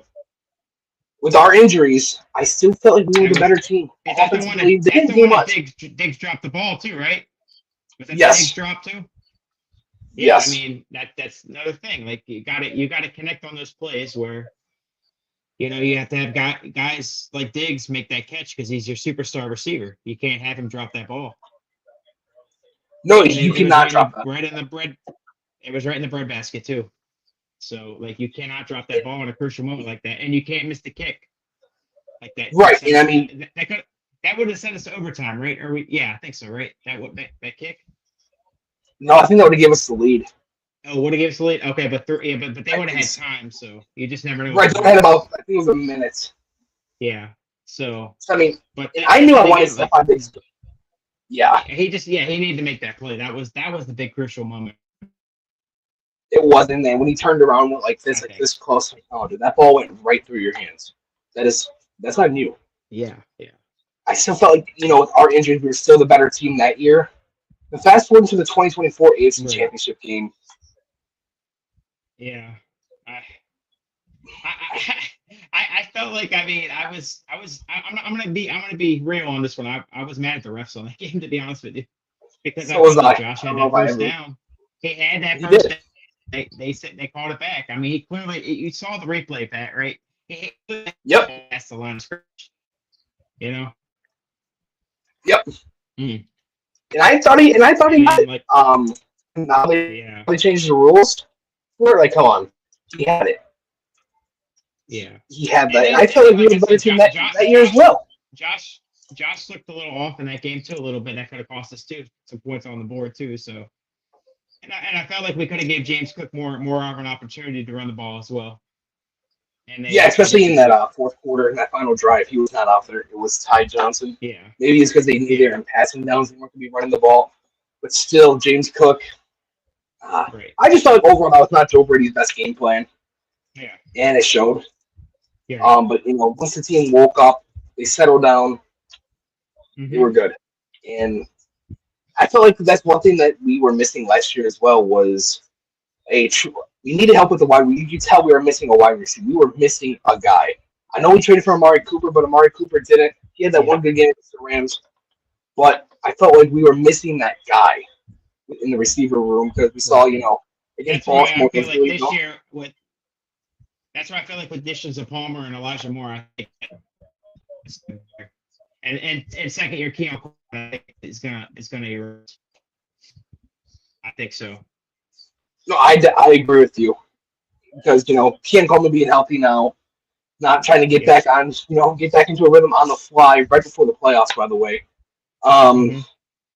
Matt Collins, we just needed that guy especially against Baltimore. Our receivers were not helping Josh at all, and they kind of weren't in the AFC Championship game as well. I know we had that deep ball to Matt Collins, beautiful pass by Josh Allen, nice catch by Matt Collins. But we're missing that guy, and now with Josh Palmer being a natural separator, I think that's what pushes us over the top, and then bringing a guy like Elijah Moore, second round talent. Basically, this is I don't want to say it's his last chance, but it's like, okay, now you have Josh Allen. The Buffalo Bills is the best offense here. Some people say the first. I know NFL.com came out and said that the Bills are the number one offense heading into the 2025-2026 season. To excel with this, and form is going to be much better than it was last year. And people forget too that Cliff was wide receiver 2 the year prior. Then he wide receiver 1 last year. So now he's a second year in that wide receiver 1 role, going up against wide receiver cornerback number 1s. That was an adjustment for him as well. So now more experience in that wide receiver 1 role is going to play a factor too. Right. Yeah. Like I said, this team this year, I think we have a good. We're strong. I think we can go off on a good start. You know what I'm saying? I agree. Especially, like I said, if we win that first game against Baltimore, I think we can go on like a 8-0 run. You know what I'm saying? The 8-0. I agree. That's something that we've talked about, several times now. If the Bills can go out on that run, they can beat Baltimore week 1. They have a chance to go undefeated until they play Kansas City, which is week 9. And just remember that Kansas City game, they're going to be playing on against Jane Daniels, So having them on a short week where they have to travel to Buffalo as well, so we're gonna get them on some rest. So that exactly, game, they might stutter, like I said, against us, and we usually play them well, like I said, in the regular season. So. Oh yeah, we definitely. I think we're going to end up winning that game. So do I. I think this is the year the Bills get the 1 seed as well. I do. I agree. I think that if they get the 1 seed, they got it. I think they got it made to go to the Super Bowl this year. It would be nice to have that 1 seed, but I think this team's going to don't have the 1 seed. It'll be in California, kind of where Josh Allen grew up. So I mean, he grew up a Niners fan too. That'll be the first time he plays at Levi's Stadium. Yeah. Yep. Yep. And now, what is one underrated thing that you think a lot of Bills fans are not talking about heading into this year? Wait, you got cut out. What was the question again, Pat? Oh yeah, no, my bad. What's one underrated thing you think that a lot of Bills fans are not thinking about this year? That is a good question. What the underrated thing that the Bills? I'm just gonna go on and say like how great Josh Allen is how much he's good at quarterbacking and a good human. You know what I'm saying? Like I don't think Bills gonna realize what he does off the field and on the field. So like combined, like how good of a person he is and how respected he is I like from that. his colleagues in I the really NFL. do. And I like that a lot. Yeah. How about you? What Mine do you is think? mine is definitely the new special teams coordinator. I know, well, there's a lot of times last year where the opposing team would start at the 30, the 35, the 40. And I think now, look how many times they converted on fake punts against us twice. I think this year our offensive teams unit will be our offensive team. Our special teams unit will be a lot better than it was last year, which will help out our defense because they're not working with 60 to 70 yards of field to play with. They'll work with more 80, 70 to 80 yards, which will definitely help out our defense. We're talking two first downs right there. So I think our special teams unit will be better, and it will overall help the team. Right, I agree. Now, I do want to plug something because Matt and Student will be there. The Buffalo Mafia Con. It's Saturday, July 19th, 10:30 a.m. Eastern Time to 5:30 p.m. Eastern Time. It's at Seneca 1 Street, in Buffalo, New York, 14203. Make sure you guys go. There'll be a lot of great guests there. I'll pull up some of the guests, and there'll be a lot of new Buffalo Bills there as well as special appearances by, right here, Ray Davis, Cole Bishop, Maxwell Harrison, TJ Sanders, Landon Jackson, Deion Walker, Jordan Hancock, Dorian Strong, and some members of the Bills Mafia that is expected to attend. John Lang, which is Bill's Elvis, Pinto Ron, Frank the Barber, Dan McMahon, the chefs, Pooh and Norm, Joanne Doker, Joe McDonald, which is the monster, and Carson Gasper, the Bills kid. So make sure you guys go and as well meet the guys from New Champions. Matt and Student will be there as well. It's going to be a good time. Yeah, that sounds like a fun time. Yeah, everyone go out and check out that event. And the Bills and the players and all some celebrities that'll be there. Oh yeah, and there's going to be live podcasts as well. 9 different shows with surprise guests. That's going to be awesome. Yeah. What else? Maybe Matt and Student will be making. You never know, Pat. We might be on that show. We might be. Never know. That's why it's important to tune in. Make sure you go there. Yeah. And if you can't be there in person. Yep. Make sure you keep up to date with it on Twitter and everything like that. And yeah, Tommy. So as we round it up here, is there some last topics that you want to touch on? I'm trying to think. I mean, training camp. Like, what do you think about camp this year? What do I think about training camp? That's a good question. So I think that they're going to these guys that are in the locker room, they've been in the locker room for a while. They're going to continue to get that chemistry at St. John Fisher. There's not much to do. They said it. They bond over video games, board games, the turkey burger, and you bring in the new guys. But in training camp, just by itself, I'm looking at the competition of cornerback 2. I know during OTAs, Tre'Davious White was alongside Christian Bedford and Taron Johnson. So I'm definitely looking at that. And then I want to see where a guy like Dwayne Carter fits on this team after drafting TJ Sanders, Deion Walker, and I believe they brought back Zion Logue, Larry Ogunjobi, who plays right end, I believe, but he can also he played defensive tackle for the Steelers. So that's definitely another one as well. This defensive line competition in general is definitely going to be interesting because who's going to start alongside Ed Oliver? And is it Daquan Jones? Is Daquan Jones the odd man out? That's a good question. Yeah, I mean, like, what? Yeah, do you see any surprise cuts around that time too? I would say Daquan Jones. Daquan Jones. Okay, yeah. A surprise cut, surprise trade could be AJ Epinesa. That's where I'm thinking. Ooh. Especially if Javon Solomon looks the part, as a lot of people will be on. Yeah, that could be a guy that could be, traded. He could be like the Boogie Basham, you know what I'm saying? Yeah. A guy they. Yeah, I mean, let's run through it very quick. Joey Bosa, Greg Rousseau. Yeah. So yeah, and then we have like you said, Solomon. Yep. The two edge or what's it? Landon Jackson. Oh, not that. That's we're talking about the guy we signed from the Rams. Oh, Michael Hoyt.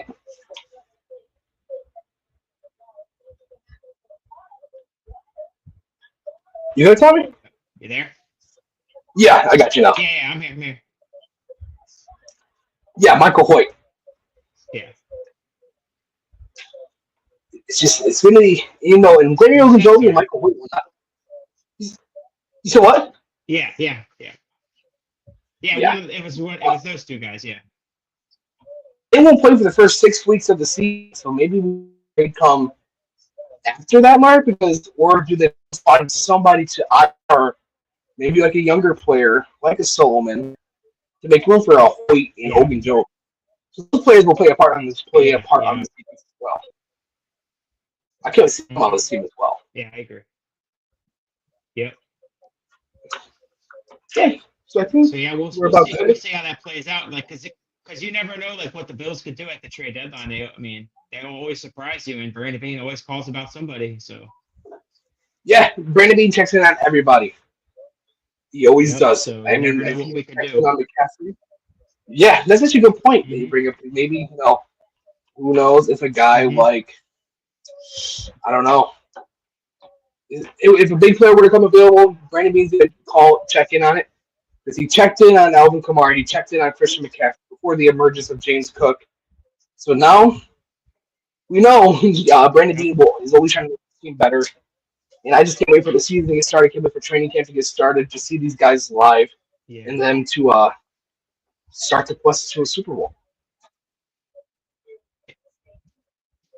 But I think this is a good time to wrap up, so we don't want to waste all our topics for our opening show Tuesday. You know what I'm saying? Yeah, right. And let's guys put that very quick. Again, Tuesday, 8:00 Eastern. It'll be me and Tommy Giambra as we will be discussing all things Bills, stuff around the NFL, Bills canvas. It's gonna be fun, and we definitely appreciate the support. And we want to say thank you to everybody who tuned in here tonight. Jim Kelly, Harrison Phillips, Aaron Williams, Tommy, myself, Matt Student. They're at the bocce ball tournament, enjoying themselves, staying hydrated. And Tommy, anything you want to add to that? I just want to say, everyone tune in Tuesday nights at 8 p.m. Eastern Time. And we're going to kill it. We're going to do a good job. We're going to give you all the content we can give you.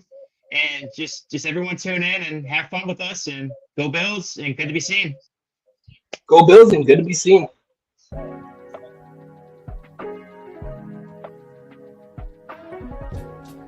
For the best Italian food in Western New York, Elliott Apollo's, call 716-825-3675. The Lardon Construction Group.